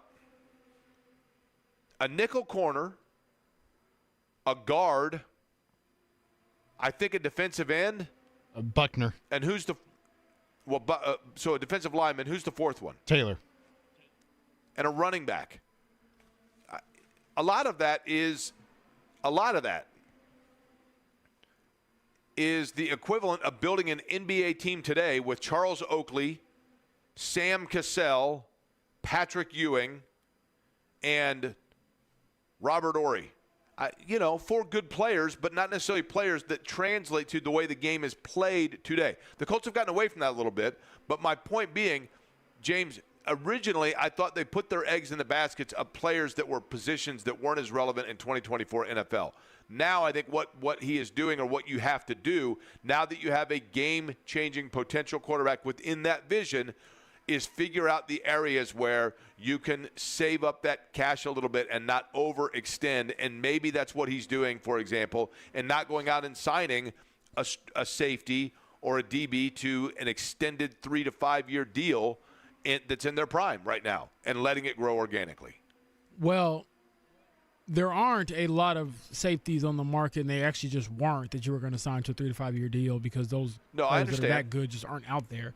But to me, Jake, to kind of piggyback off of that, I think they went from, having their eggs in some positions or in some baskets where positions aren't as conducive to success, to putting a lot of the eggs, if not all the eggs, basically into Anthony Richardson's basket.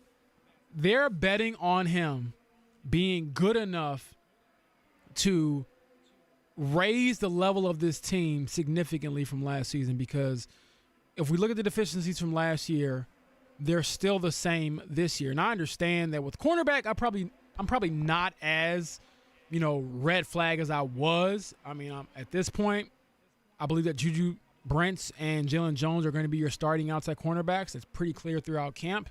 I feel confident saying that. And I think Juju can be a player. And if Jalen Jones can just be serviceable, that's fine. Like, I don't expect any, or very rarely, I don't expect an NFL team to have 3 rock solid starting cornerbacks. I mean, that means you have an elite, defensive secondary. But to go into this season without really addressing the free safety spot is a bit concerning. Not even a bit. I think it is concerning, just because even if Anthony is the player you want him to be, he doesn't play that position. He doesn't play defense. And so I think the worst case scenario, not worst case scenario, but something that would really, really hurt this team is if we're talking to Chris Ballard in early January, right after the regular season ends, because this team went 9-8 or 8-9 or whatever, but they had 3 losses where they gave up 35 to 40 points because a team just torched their defensive secondary or torched their safeties or basically looked at the roster and said, if that guy's out there, we're going to throw at him. And so we'll see what happens. We'll see what unfolds. I know that they've experimented with Julian Black moving around from strong to free, and you talk about masking. Maybe they're trying to mitigate, the other guy who will be back there with him by making sure Julian's the main guy with the main responsibilities. But even But you feel confident Blackman kind of is, right? Don't you feel confident that Julian Blackman has, to me, I'm confident in him. He's been great throughout camp. That's what I mean. He's been a pretty solid player in the NFL. If he stays healthy, he can play, right? Yeah, no, he can play, and that's the biggest thing with him is just the health. Other than that, when he's been out there, he is a reliable player. And, again, throughout camp, he's probably been their best defensive player and easily their best defensive back throughout camp, for sure. Now, are you surprised? Let me ask you this. When you look at Cross, are you confident in Nick Cross if he's playing with a healthy Julian Blackman? or is he still athletic but no instinct? I'm probably going to say no, just because I feel like offenses are so complex now where it's not just going to be, well, we'll just throw you out there, and if you're out there, we'll be able to hide you. Like, you're not necessarily dictating what goes on offense. Like, they might have some calls and things like that where they just pick on you because you dare to put that guy out there. So I think this is a big challenge for Nick Cross. He basically, they're saying, hey, we still believe in you. We think you can be the guy for us. And so for him, I don't think he has to go out there and be a Pro Bowler. He just has to go out there and show that he's not the weakest link in the secondary, because if he is, it could get ugly pretty fast. You ever watch that show, Weakest Link? I remember this show, actually, yes. Why does nobody ever bank? Are they afraid to bank?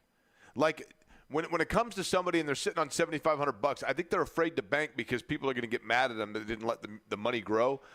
But I think you're better off banking than you are missing an easy question and then have everybody get mad at you because you go back to zero, right? Yeah. I'd be banking the whole time. I feel like I would be bad on those shows because as soon as I get to like $5,000, I'm like, yep, I'll take that. Well, and there's a strategy to it too. Like, you don't want people actually vote off the worst player, and I'm like, what are you doing? You need to vote off the best player, right? The smartest guy, so that then at the end you're the one that takes on the money, right? There you go. People aren't deceitful enough. I'm deceitful enough in these games that you know what I mean? Oh yeah, you know me. I told you, I'm in it to win it. So whatever I do, I don't care if it's cutthroat. If it's in the rules of the game, hey, sorry, it is what it is. I'd like, if the three of us were playing on the weakest link, which one truly would be the weakest link between myself, you, and Eddie? We'll throw Kevin and Jimmy Cook into the situation here too. Man, I might be. It depends on, like, what's being asked, but I've never seen this show, so I'm definitely the weakest link. Well, can you explain it? You've never seen the weakest link? Explain it, No. please, Jake. Okay, so you got basically, Eddie, the easiest way to say it, you start out with, I think it's, 10 people in a semicircle and one moderator who asks them trivia questions. And if you get the trivia, you start out with like $1,000. If you get the trivia question right, then your bank goes to $2,500. At any point when they call on you, when it's your turn to answer a question, before you answer the question, you can say bank, and the number of the amount of money that your team has accumulated by answering correct questions goes into the bank, and you start back down at zero and then rebuild the bank again. But if you get the question wrong, whatever amount you have, whatever goodwill you've built up financially at that point goes away. You got to get the question right. Then at the end of each round, all of the teammates vote on which one they would vote off. We would vote you off pretty early, to be honest with you, Eddie. Probably, yeah. I don't know, because I don't know. Because you don't know what's going on. Man, I don't know a ton. But didn't you just say you would want the dumbest person to go the furthest? Well, that's the thing. That there is part of me that thinks that you would be good to keep around just because you would be. If it came down to me and you in the finals, I mean, come on, right? That's true. Don't take that. No, I'm not. See, this is. Let's be real. Oh, come on, Eddie. You supposed to be like, nah. You supposed to want all that smoke. Okay. Look, if it's me versus you, it's me every time. I don't care what it is. Eddie just absolutely wilted right there. Yeah, Eddie, I'm that's why we're voting you off. Nah, skip that. Yeah, nah. Keep me that's in there. That's why Eddie's then. the weakest link. Nah, I don't care what it is. I don't even care if I know the end. I'm gonna say it confidently. Okay, James. Do you want to know the trivia question that most often stumps people? Sure. That I ask people? Yeah, I'm definitely gonna mess this up. Sure. If it's anything music related or before like 1980, I probably have no clue. But go ahead. It's the easiest question of all time regarding the Indianapolis 500-mile race. I already don't know, but okay. I guarantee you know it. You ready? There are 33 drivers in the Indianapolis 500. There have been as many as, I believe, 42 to start the race. There have been fewer than that as well in circumstances. But what year? We just completed the 108th running of the Indianapolis 500-mile race. Which running, what year, featured more rookies in the starting field than any other? This one. Eddie, you got a guess? The first race. That would be the very first running. Every single driver was a rookie. Does that count, though? It's like inaugural versus like first year. It's like annual versus inaugural. Can't argue with the host. That's what gets you voted off the weakest link. Well, Kevin Bowen joins us top of the hour next. See, this is where I would get mad.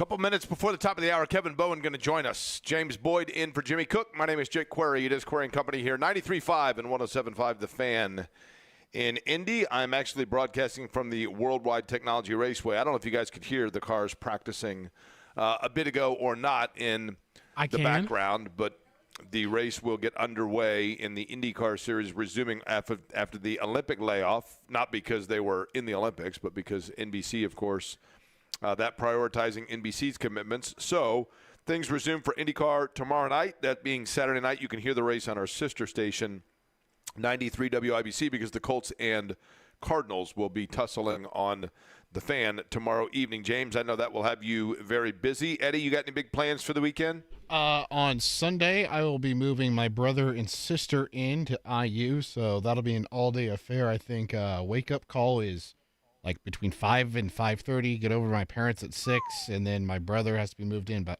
starting at 8, and then got to move my sister in after that. And now wait a minute. Are your brother and sister the same class? Are they twins? No. So my brother is entering his freshman year, and my sister is entering her junior year. Okay, so brother in the dorms? That is correct. Okay, go ahead, James. Here's my question as the older sibling. Yes. Did you have a say in this, or could you have made something up? Like, or was it like, I should do this because I'm the older brother? Because I promise you, my moving days might be over if anybody asks me, family or not. Well, it was kind of insinuated that by mom. It's like, hey, we're moving in on this day, and I expect you to be there. I'm like, all right, when mom says something, you do it. Fair enough. And, and then she goes, all right, you'll get free lunch out of it. I was like, all right, cool. I'm Very there. simple answer here, James. Let me tell you something as the elder of the three here. Very simple answer, okay? You set the parameters very early when you are in your 20s with your buddies. It's a very simple thing. You are entitled, if it's a close friend, to move them twice. Okay? I feel like that's if they're fair. single, That's fair. move them twice. Yeah, that's fair. Once they get to the point where they have bought, if they are buying a second home, so they have now, somebody buying a first home, a lot of their money goes into saving for the down payment, whatever else. Right. So you help in that situation.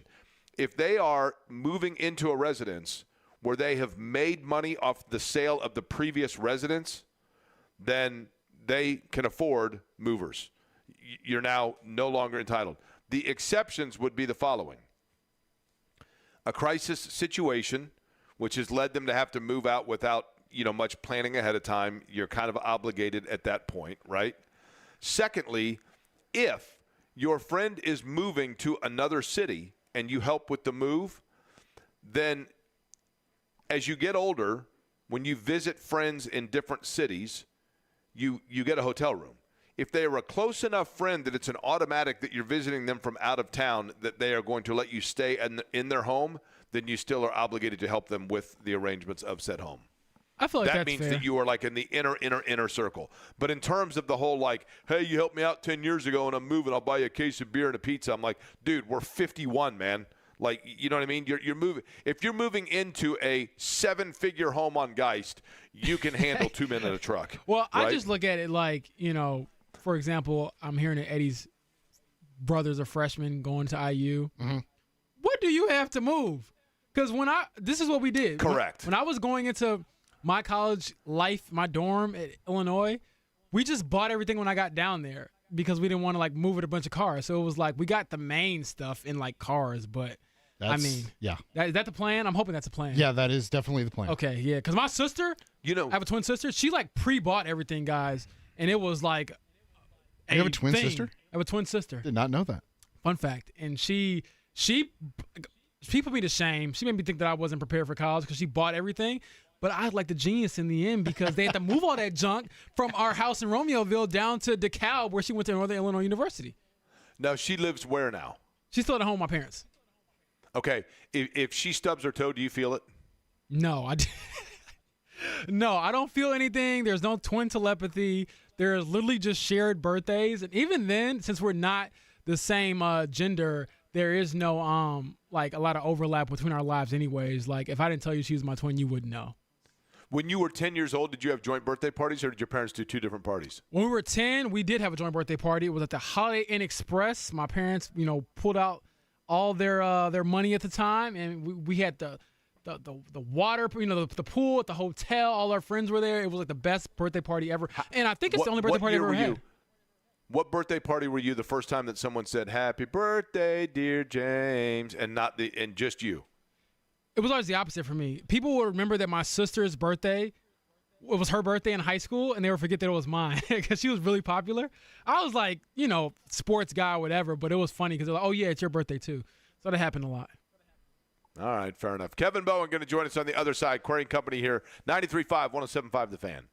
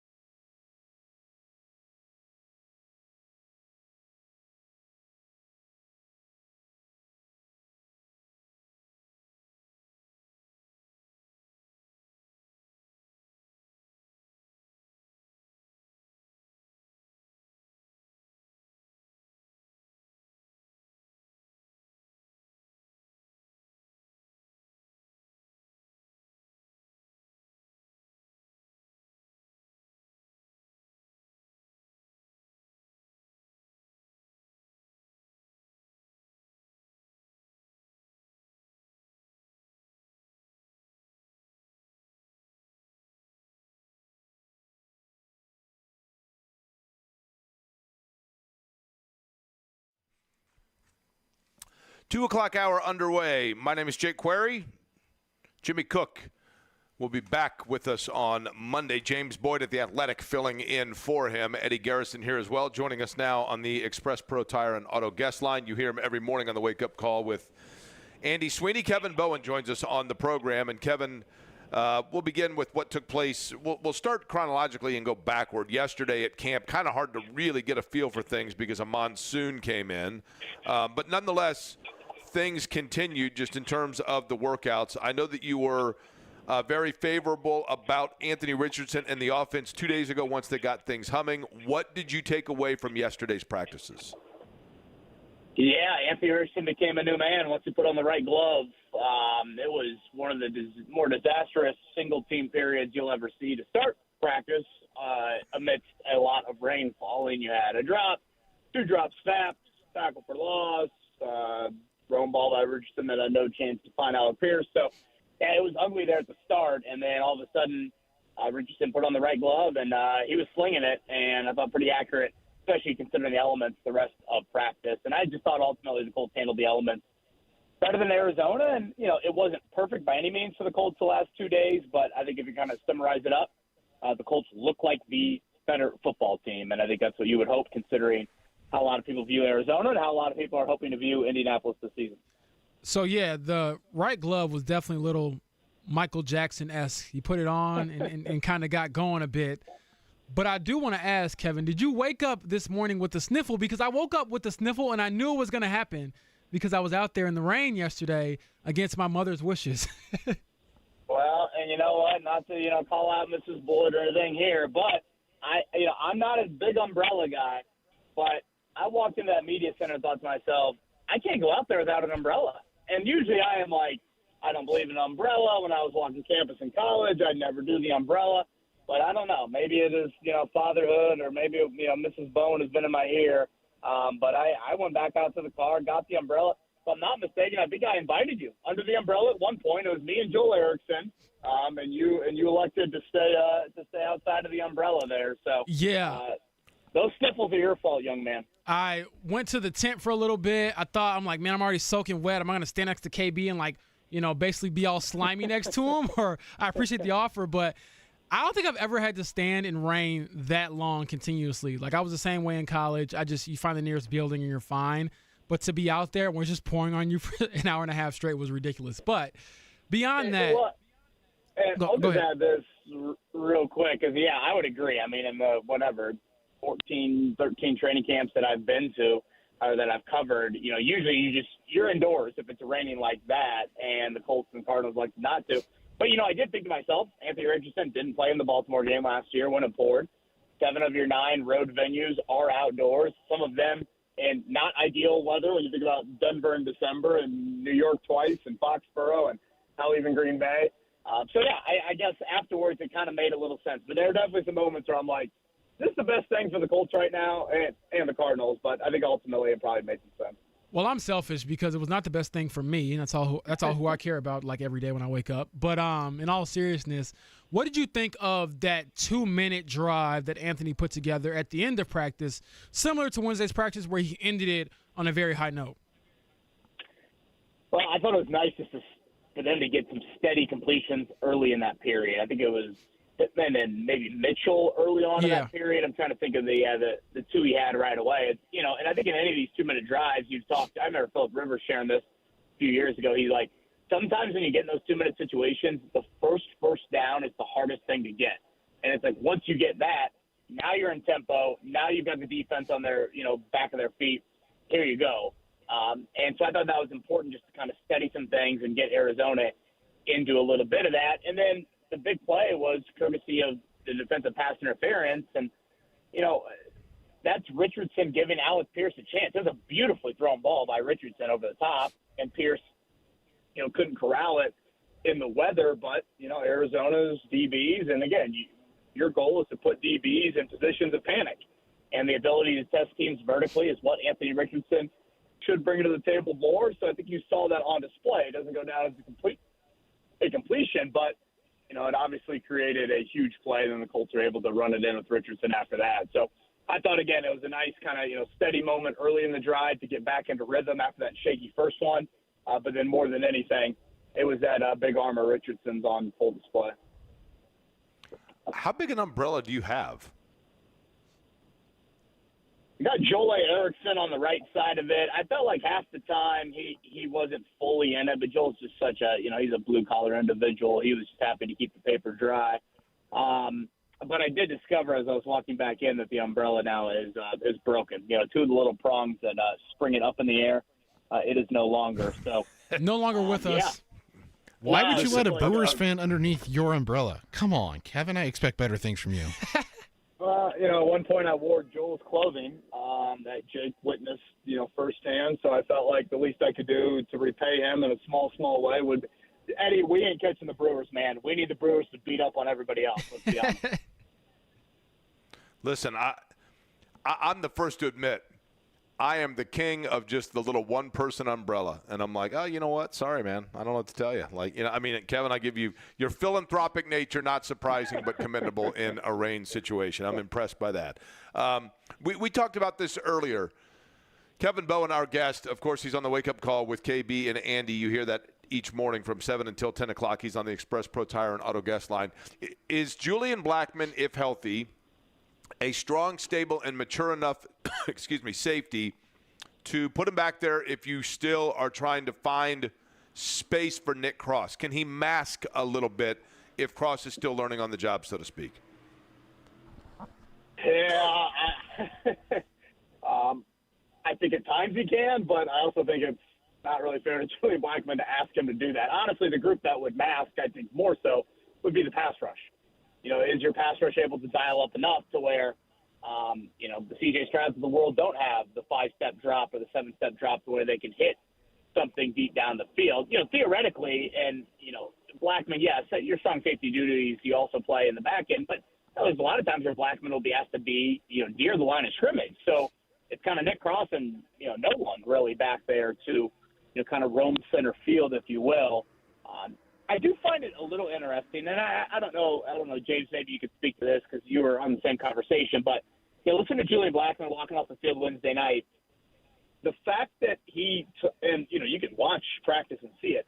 There are some snaps he's literally playing free safety, and some snaps he's literally playing strong safety, and that's like a little defensive wrinkle that I feel like the Colts should explore more of. Again, when C.J. Stroud comes to the line of scrimmage week 1, last year he knows where Julian Blackmon is on every snap. He knows where Nick Cross is on every snap. Well, now if you're, game to game, drive to drive, snap to snap, changing out what Julian Blackmon's duties are, I think that's a little disguising element that we're not used to with Gus Bradley. So I am curious if opposing quarterbacks will have that challenge at all with the Colts. Now, glass half empty view of that would be, if you're making Julian Blackmon switch every play, you're making Nick Cross theoretically. I was just going to say that. Yeah. Can he handle that? So I get it, but I guess what I'm getting at is, in years past, the Colts opposing quarterbacks come to the line of scrimmage and they knew where the weaknesses would be for the most part. Now, might they not know that? And might that be a little bit more difficult? Again, it could be me a little glass half full, but it's definitely a thought I had leaving Blackmon's presser. Look, I think it's just pouring some more water in the glass because at this point, you're trying to pull out all the stops. I think that if you go out there and you try to do things very rudimentary or the same way you've always done them, it will not end well. I don't think that Nick Cross is somebody that you should bank on being sound and being good enough, at least right now, to, basically anchor that back end. And so if you do feel like you're better by moving Julian around or having situations where you can kind of cover up, Nick Cross or somebody else for that matter, then you do it. And I think Julian has shown that he can be a productive player at either position. He was even telling us, KB, that, hey, I hope that they do it and they move me around. And I wanted to ask him so badly, which would have been in poor taste. Do you get double the pay for that? Do you get double pay? Is that a thing in the NFL?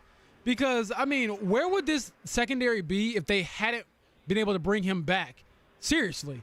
And so I'm very curious to see if that is a new wrinkle or if it's a byproduct of you all not really addressing that free safety position. And right now, it's basically looking like we're going to roll with Nick Cross and see where that gets us. And like I told you all before earlier this show, I'm not so sure about that because he's played 4 games in 2 years. Like, why would I feel confident in that? Well, I said it to you and Steven. Me, Steven Holder, James Boyd sit next to each other in the media room in training camp. And, I leaned over to you guys. Wow, maybe after day 3 or day 4, I'm like, I think I'm serious at this. Julian Blackmon should hold out. He means that much to the Colts. And, I get why he didn't get a multi-year deal. I understand the injury history, but given the makeup of this current 2024 team, he means a ton. I had third on my most indispensable list for this team, and, I don't think that aspect is being factored in enough too with their internal decision of not adding a safety or even adding a corner. It's like, you need Juju Brents and Julian Blackmon to stay incredibly healthy right now. And unfortunately, their respective careers have not gone along that path yet. So, Blackmon to me is he's right up there. Bernard Ryman, Michael Pittman Jr., Richardson, Kenny Moore, whatever else you want to throw out there, Buckner. Blackmon to me is very, very indispensable. Kevin Bowen, our guest. Kevin, earlier this week, Andy was asking the best place to get a steak in Indy. He find one yet? We did scroll through the mentions together. I did see, there were a few people that honestly said a little overrated on the St. Elmo's. I believe he had a couple votes for Peterson, Tony's, Prime 47. But yeah, I believe him and his wife Nikki are going to venture out this weekend and find that steak. It's kind of the one thing that Indianapolis, at least in terms of branding, has monopoly on, is it not? Yeah, that is probably accurate. I know. I feel like when I just see one restaurant close downtown, I'm like, well, I'm sure they'll find a Texas Roadhouse spin-off to toss in there, won't they? Now, here's one for you, though.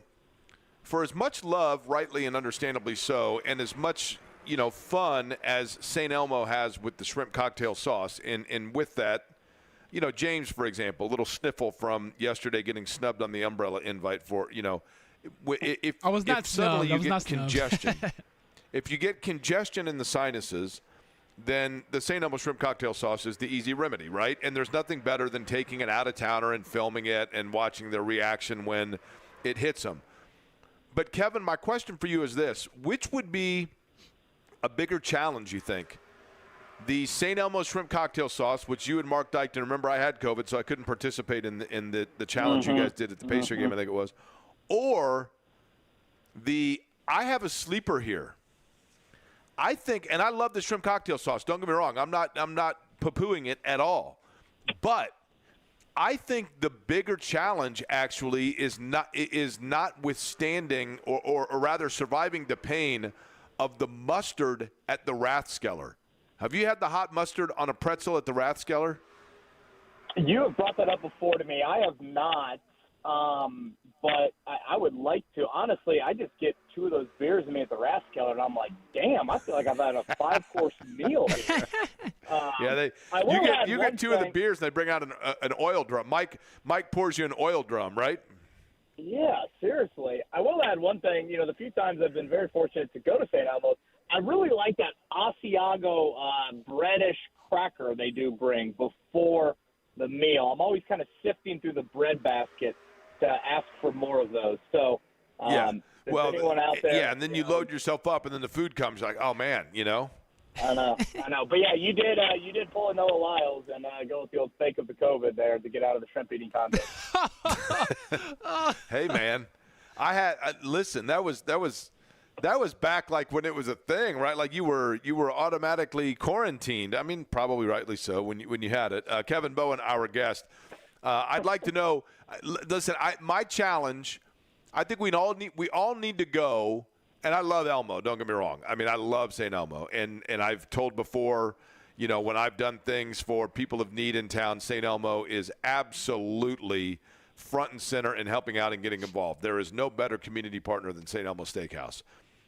I would love for all of us, though, to go down at some point to the beer garden at the Rathskeller, sit outside. There's nothing better on a summer night when, like, the Elect or somebody's playing and sitting out in the beer garden and getting everybody a beer. We'll have Mike pour us one right there. And then just watch and see, like Dykton, I think was a little cocky after when he got the belt for winning I'd like to see him eat a huge thing of the mustard at Rathskeller. Kevin, that's my challenge for you guys. We all need to get together and meet there. I love this idea. Honestly, we should just do 3 shows from there on a Friday, and all of us kind of take turns at it. That sounds like a perfect Friday here. Like, I don't know, first, like, love it. I don't know, kind of maybe like late April, early May. Kick off one of those first, nice 70-degree days before we hit, really the month of May in full force. Let's do it. I love it, man. The beer garden is the absolute best. I was there last weekend, just sat out on a Saturday. It was absolutely fantastic. Kevin, your biggest concern, look, and I keep asking this question, and I feel like it's almost a broken record, but this is what we do in the preseason. But with the Colts in this roster, we know about Richardson. We know about Taylor, those guys. Tight end and corner just have been exhaustive topics, to go over because we just are still waiting to get answers. But the biggest question mark for you, aside from those 2 areas that you just keep waiting on an answer for, is where? Yeah, I mean, besides, I would say the secondary as a whole, tight end, like you said, I would go backup offensive tackle. And I get a lot of teams have probably mentioned that, but, I don't love what I've seen from Blake Freeland, and he was asked to play a ton last year with Braden Smith injured. Bernard Ryman also missed a couple games. So Is rookie Matt Gonzalez, the third-round pick out of Pittsburgh, is he, backup swing tackle? Again, that is still a rookie tackle. We've seen Bernard Ryman as a rookie. We've seen Blake Freeland as a rookie. Guys drafted in very similar areas to where Gonzalez was. I think that is a question mark that you have. Again, right now, Ryman and Smith are healthy, but, again, I think combined they missed, which Smith missed a lot more than Ryman. I think combined they missed 9 games last year, I want to say. So I would go there as just another question mark, especially because the domino effect off of that, obviously, is it creates some, uneasiness for Anthony Richardson. So I have a question that has nothing to do with positions, but more so just headgear. If Kevin Bowen was in the NFL, would he wear a Guardian cap, or like I like to call them, a mushroom top? Would you wear one, or would you consider wearing it?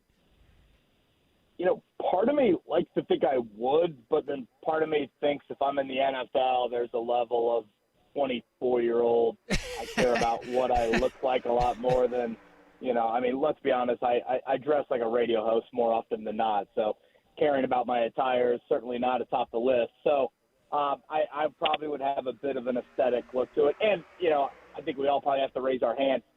What does that feel like? I know it weighs what? I think it's like 8 ounces, 10 ounces. Yeah, I think it's like that. Yeah. It doesn't weigh a lot, but, when you're a professional athlete, every little thing matters there. So I'll be curious, certainly, to see, Taylor especially.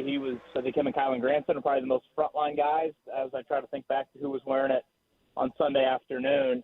But, yeah, I just, as weird as it sounds, there's a level of invincibility that I think a lot of professional athletes have, and that's probably where my mindset would be at the age of 24. It does feel like, if my theory is it just doesn't look cool. And I don't know. It doesn't look cool. I get it. It doesn't look cool. That is correct. And I hate to say it, you wonder if this factors into a guy's mind, as crazy as this sounds. Like Jonathan Taylor, when he's got his breakaway speed at 22 miles an hour or whatever it is they clock it, does it create drag? I know that sounds ridiculous, but, does it not feel as sleek? Does it? But if, in fact, there is conclusive evidence that this the question that I'm going to have is this, and Kevin will know this. Kevin is rolling his eyes right now because he did enough mornings with me to know that sometimes I think way outside the box and, almost conspiratory, right? But what I'm curious of is if this becomes something where they have increased evidence that this reduces the chance of neurological damage after a playing career, and the NFL and the NFL Players Association has come to agreement of financial settlement for players that have concussions post-career, eventually is whether or not you opt to wear it going to factor into what you are able to collect in your post-playing career if you have neurological damage. Is it elective, or is it going to be one that in order to qualify for certain benefit, you have to wear it? That would not surprise me if that's coming around the corner. Am I out of my mind, Kevin? No, and obviously the next CBA talks, you would assume this would be one of the more prominent topics. Jake, you're in a sport that has gone through major safety discussions, major safety developments. You think about what the safer barrier has done, among other things. Not to mention the car itself, but in a way, I kind of look at the Guardian cap as a little safer barrier sort of aspect to it.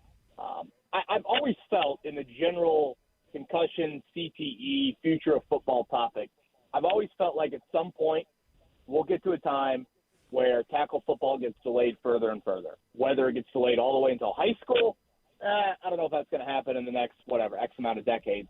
But I think you're going to continue to see it get pushed back further and further.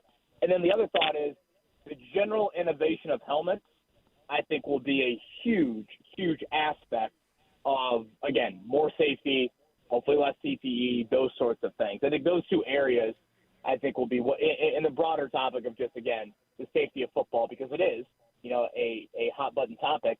And that's kind of what the Guardian cap is. If you look at the history of it, it's been, I think, slow-played a little bit too long. But, the NFL sending money to, I forget the organization, I know they're based out of Georgia, of all right, create something that you feel like can help in this area. And I know they've done it for lacrosse, and I forget the others, I think hockey maybe as well. I think those would be the two big areas that you see, heavy focus going on. And then, from an NFL standpoint, collective bargaining wise, something will, probably happen here whenever that is up again. The last thing I'll ask you, Kevin, is A two-parter. How concerned are you about Raekwon Davis and his high blood pressure? Still haven't seen him in practice. And even a guy like Ashton Doolin, who I believe is dealing with a hamstring and hasn't practiced in a while, and obviously will factor into special teams and even a little bit of offense depending on if guys get banged up. Yeah, Davis is concerning to me. I guess he would practice next week. If not, I've got to look up exactly what that means, NFI list and everything, and non-football injury-wise, and what that would mean. Because I do think depth at defensive tackle isn't a real big worry, like if he's healthy, but then if he's not, that's a little bit of a worry. Doolin to me, I just don't know if he's an absolute slam dunk to make the team. And I probably would have said, like, he's pretty much a slam dunk at the start of camp. But, I feel like a guy like DJ Montgomery's made a lot of plays. I think Anthony Gould, the fifth-round pick out of Oregon State, has had a really nice camp. I think he is a definite guy on the team. So I just think it'd be wise for Doolin to get healthy. I mean, James, you would probably know better than I. He's missed, at least a week now? Maybe a little bit over a week? He's been out for a minute. And that's coming off the torn ACL. And this, if I'm not mistaken, this is not ACL-related. So, obviously the staff loves him. But in the next week, when they really only have – when you think about it, outside of tomorrow night, what do they have, 3 more practices or games? They've got Tuesday's joint practice, Thursday's preseason finale, and then, I assume they'll practice like on Sunday before roster cuts come Tuesday. I mean, that's not a lot of time. So, the old Rick Venturi line of the Employer Bowl coming up tomorrow night, that is very, very true, especially when starters are going to play a lot more coming up on Thursday in Cincinnati.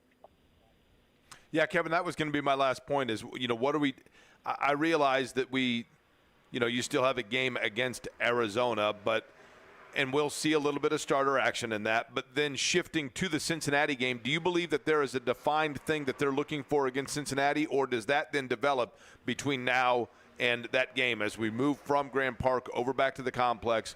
Do they have a good idea of what final buttons they need to push and look at in the Cincinnati game, or does that start to take place over the next week? I think I got an idea, and I think, just to summarize it pretty simply, you got to play your starters. I think Chris Ballard said to John, when he was on Wednesday, about a half, which makes total sense. I mean, if you really want to look at it, Richardson threw 13 passes in the joint practices against Arizona. 13 is not a lot, and, 5 of them last night in, pouring down rain or whatever the final total was last night. I think it was just 5. So, when you boil that down, that's not too much. So, I do think just in general, get your starters a full half of work like you did last year in the preseason finale, and then it's 2.5 weeks off until Houston comes to town. Kevin Bowen, you hear him each and every day, 7 to 10 a.m. Monday through Friday with Andy, the wake-up call with KB and Andy. And, of course, we'll have all of the coverage. He will not only basically in-game against the Arizona Cardinals, but afterwards on 1075thefan.com and as well Monday morning beginning at 7. Kevin, appreciate it. Enjoy, and we'll talk to you soon, all right? Jake, enjoy Gateway. James, see you tomorrow, man. Appreciate it. Again, Kevin Bowen joining us on the Express Pro Tire and Auto Guest Line. I love that idea about the Rathskeller at the beer garden. As a matter of fact, I'm telling you, that mustard at the beer garden. James, have you had it? I have not had it. The mustard? I have not. Have you had the St. Elmo's shrimp cocktail sauce? I've had that, yeah, plenty of times. Okay. On a 1 to 10 scale, what level of sinus punch do you get from that? Probably like a 7 at least. Yeah, it hits me pretty good. Eddie, you've had the shrimp cocktail sauce, obviously, Eddie, correct? Yes, sir. Okay. And have you had the mustard at the Rathskeller? I have not. What would you consider on a 1 to 10 scale the punch in the sinus of the shrimp cocktail sauce? About a 6 for me personally. Okay. I do think that people have varying levels of sensitivity within their sinuses. Mine are super weak. I'm the first to admit it is. I mean, listen, I'm an incredibly strong guy, mostly in my ego and your humility. and my humility. I mean, I'm extremely thick-skinned because I take on the criticism from everybody, and I'm always cool with it. I never bounce back. I never snap back, although very few people criticize me because what is there to criticize? But my sinuses are not strong. There is no doubt about that. And the shrimp cocktail sauce hits me, but that mustard, I'm telling you, is a whole different level.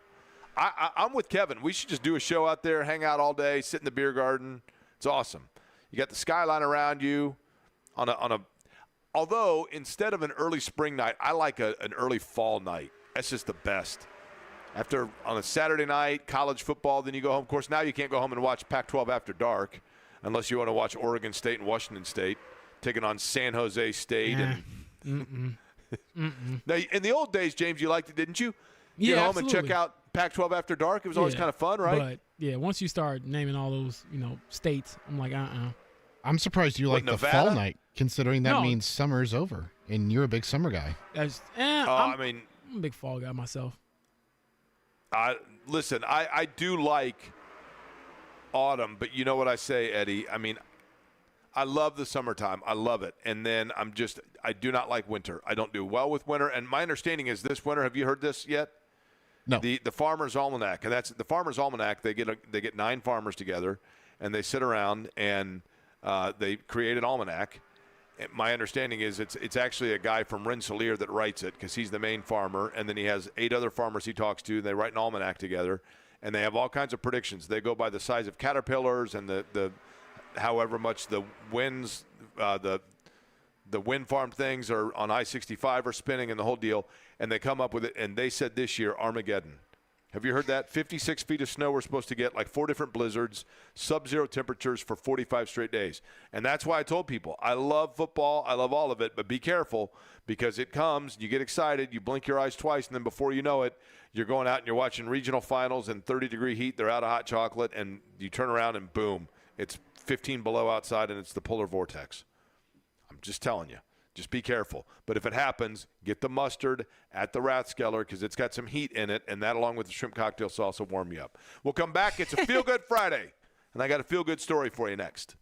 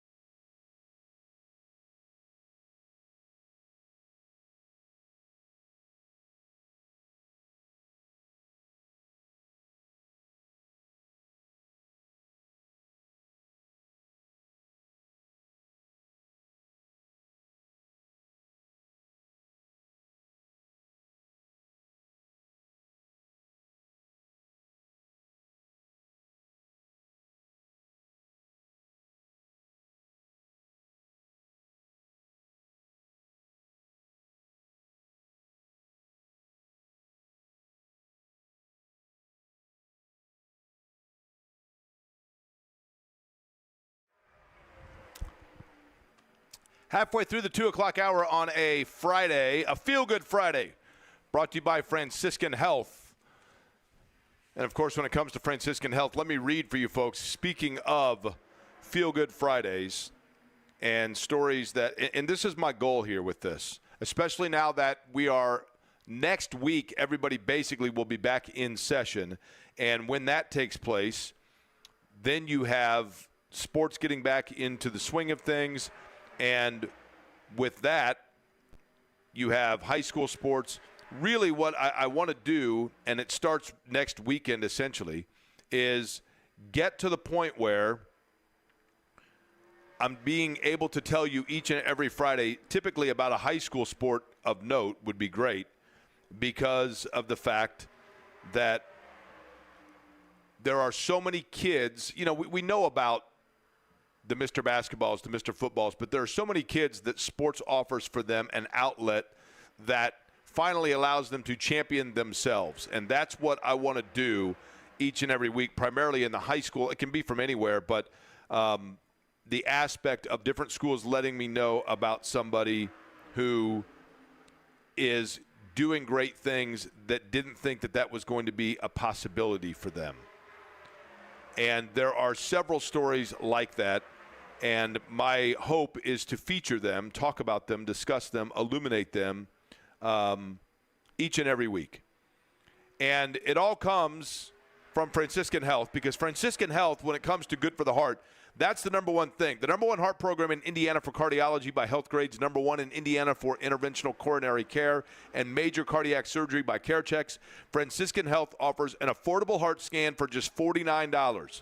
You can self-refer, pay out of pocket, or get a free heart health risk assessment. You do get a free heart health risk assessment, I should say, with each and every scan. You can't afford to not get a scan because you do not want to go through, I'm telling you, you do not want to go through what I went through in terms of a heart attack, and just simply be preventative, be on top of it, and in that capacity, make sure that you are doing the right things for your heart. Let me read for you real quick before we get to today's story, a text message that I got yesterday. Okay? Jake, since my very first appointment in May, that all started with a heart scan. I've had a CT, a heart MRI, an echo, and a stress echo test. I've gone on BP medication and cholesterol medication as well.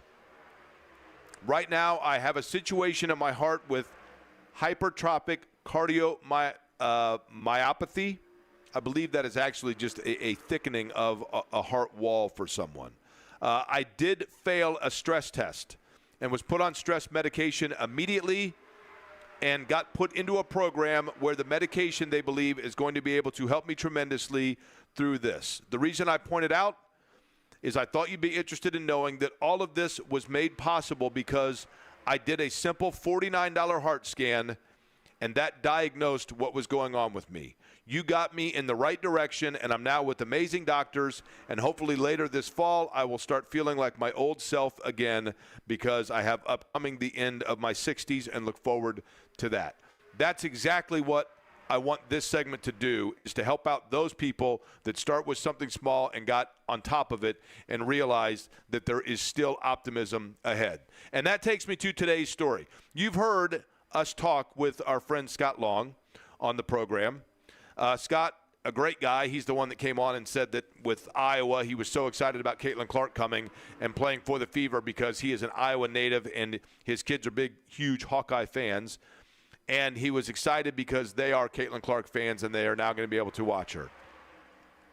And in that capacity of those kids having role models, if you will, and having somebody that they can look up to see, that takes us to Scott's oldest daughter, who we mentioned when we talked to Scott about Caitlin Clark, his daughter Maddie. Maddie was born in the autism spectrum. And in the essentially early days, they realized this because Maddie had problems just in terms of verbal communication. And that made things challenging for Maddie. And it was through sport where Scott realized that Maddie could find an identity. She became a beloved manager on the Fishers high school basketball team. We've talked about this in the past. And it was wonderful because the girls at Fishers took her in as their own. They considered her a teammate. They made a fabulous run in the state tournament, and Maddie, after each win, would do a dance, and everybody loved it, and she was a part of something. And that's what was so important, is that sports were allowing for Maddie to feel a part of something. And also it allowed Maddie to begin expressing herself, showing her personality, and communicating. It bonded for Scott and Maddie, the fact that they now had something that father and daughter could do together. But hard things happen with young people, and I think sometimes we overlook this. Sometimes we forget about the fact that you have those kids in school that are of special need a little bit more individualized programming or academic criteria, need a little bit more push, a little more love. And that's wonderful while they're in school, and in particular when you see, as was the case with Maddie with the Fishers basketball team, when sports allows the community to embrace and accept those individuals and make them feel loved and important, and that their worth, that is, of course, always there, becomes visible to themselves. But then you graduate from school, and oftentimes, as kids go on to trade school or college or the business world or start a family, whatever it may be, those parents are left wondering, well, now what? Because my child has actually aged out of the curriculum where they were benefiting. So Maddie is one that is starting up in Hamilton County at Same As You, a college-style program in a faith-based environment rooted in compassion and empathy. We talked about this with Clemson Life, a program that I'd love to see getting into some of the major state schools in Indiana. One where skills, living skills, interpersonal skills are on display for those students that have gotten out of it now but want to carry on with that everyday curriculum and get that enrichment and social skills around other kids, other young adults that have the same challenges from time to time. And Maddie, Scott Long posted this week, was super excited to get up and start her first day of school all over again at Same As You. SameAsYou.org, by the way, is the website for this not-for-profit organization that teaches recreational skills, academics, enrichment, social skills, all of it, and allows for students like Maddie and people like Maddie to continue to see the worth that they have and the fact that that worth can be shared, appreciated, and utilized by those around them. And that's the most important thing. It began with sports, and now it continues through life. That's what it's all about, and that's what we love in terms of the Feel Good, Good for Your Heart Friday. And I encourage you each and every time that you see somebody that might be a little bit different, maybe works just a tick slower, to instead of getting frustrated by it, stop to think about the fact that, you know what, maybe they're also just trying to make their own way as we all are each and every day through life. That's what it's all about. And again, whether you are Maddie and you're simply looking for a reason for optimism to get ready to go to school each day at Same As You like you did at Fishers and you want to carry that on and have fun, or whether you are like Patty, who is simply looking forward to more birthdays in her late 60s, a lot of times that can be extended, again, with the Saving Your Life measure of a simple heart scan for just $49 from Franciscan Health. Number one heart program in Indiana for cardiology by Health Grades, number one in Indiana for interventional coronary care, and certainly number one in helping you take care of things in advance. Just $49 for a heart scan. You can always register for that at franciscanhealth.org/screening bundles. I don't know that you're going to remember franciscanhealth.org/screening bundles. It might be easier to just Google Heart Scan Franciscan Health. You could always call 833-238-0688. You might not remember 833-238-0688, so maybe it's easier to just send me a text and ask me for the number. Either way, the time starts now in taking care of not only your health, but also taking care of those neighbors around you who sometimes need a little extra care themselves. We'll come back. We'll talk with James about what's going to be taking place for the Colts against the Arizona Cardinals in preseason game number 2 on this Feel Good Friday on 93.5 and 107.5 The Fan.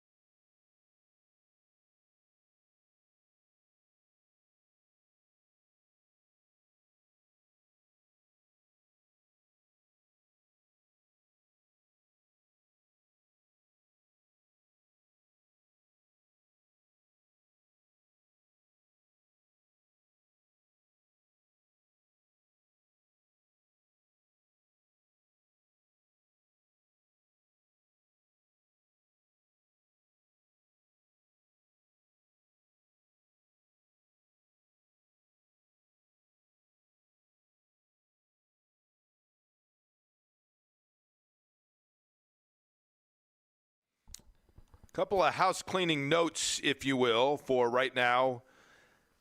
At the end of this program, my name is Jake Query. James Boyd filling in from The Athletic for Jimmy Cook. Eddie Garrison running the board for us. I'm at Worldwide Technology Raceway. Eddie does more than that. He's the producer of the show and the CEO of the company. At Worldwide Technology Raceway right now, you might hear in the background cars that are running. That's because it is IndyCar weekend here. But there are also other cars that are out on the track. I believe those might be the Silver Crown cars that are practicing as I'm speaking. That's what you hear in the background. And then Indy Next gets underway here in just a little bit in terms of their practice. Also, a couple of other items to get to. I wanted to point out tomorrow night with the Colts-Cardinals game, I believe the final tally is somewhere around 68 or 70. That's the number of kids from the United Way program of 100 Black Men, which takes at-risk children, underserved or underprivileged children, primarily from the east side of Indianapolis, but throughout the city of Indianapolis, and as well, two different schools that I got in touch with, one in Lawrence Township, the other on the near north side of Indianapolis, to be able to take kids that would not normally get the chance to see an NFL game or maybe even inside of Lucas Oil Stadium. Those of you that had sent to me and forwarded me your tickets that you're not using for tomorrow night, it is greatly appreciated. I forwarded them to those three programs, and those kids will get a chance to go down, see NFL football, have a night out, and do so with a trusted chaperone, either a teacher from the school or one of the ambassadors from United Way and 100 Black Men that will be taking those kids for a night out to the game. And you never know when just a little thing like that might make a difference for those kids. And in particular, as I talk about a lot, I've been inside those schools that are very disadvantaged. And I think what I have seen is that oftentimes at a very young age, kids begin to believe this mentality that if there's a society that doesn't believe in the school or the environment where I'm growing up, then why should I? So for those kids to be able to get out of that and see that there are generous folks like those of you through this radio program that donated their tickets and giving them that opportunity, sometimes all it takes is that one little chance, that one little glimmer that can make a difference. And I thank everybody for those donations that came in. Also, wanted to point out, and my thanks to Bruce for just sending me this along, IndyConcertsForACause.org. That's IndyConcertsForACause.org. They are putting on a concert actually at the Broderpool Art Center. This is going to take place tomorrow night, and all of the proceeds for it benefit Same As You, which I just talked about. This is going to be 6 until 9 o'clock tomorrow night. The Michigan Rattlers are among the musicians that are playing. And all of the tickets, again, available at IndyConcertsForACause.org from 6 until 9 o'clock tonight. Live music, all to benefit Same As You. So thank you to Bruce for passing that along. James, in terms of that game, Arizona and Indianapolis, the things we're looking for with Anthony Richardson not playing, some of the first-team offense probably not out there, the storylines that you will most closely be paying attention to are what? I want to say real quick before I jump into that what you're doing is great, Jake. I think when you see beyond your environment, that's very crucial to success and becoming more of what you want to be. Because sometimes people don't know what they want to do, and they don't even know they can be something until they see it. So that's awesome. And then I will follow up and say, as far as the game goes, I'm looking for, who's the scrappers, bottom of the roster guys, NFL journeymen or undrafted rookies who are just trying to make the team. So that'll be my angle, my focus. The fun part about covering those types of players is that they usually have a very unique path to the NFL or even the NFL doorstep, like the NFL preseason game is. And so I'm excited about that because everyone has a why, like why they do it, how they got there. And so when you deal with guys who have unique journeys, sometimes the answers you get to, when'd you get into football or how'd you get here is a little bit different than, hey, I went to Alabama and I'm in the NFL now. Yeah, that's, and I think a lot of people, the preseason game 2 and 3, the storylines it's of a lower oomph factor because you're not talking about Anthony Richardson or Jonathan Taylor, whatever else. But this, James, this is sometimes where stories are made. And I'm telling you, there's going to be a game this year. Mark my words. There's going to be a game this year that the Colts are on like primetime television. The game got flexed. They're playing at night.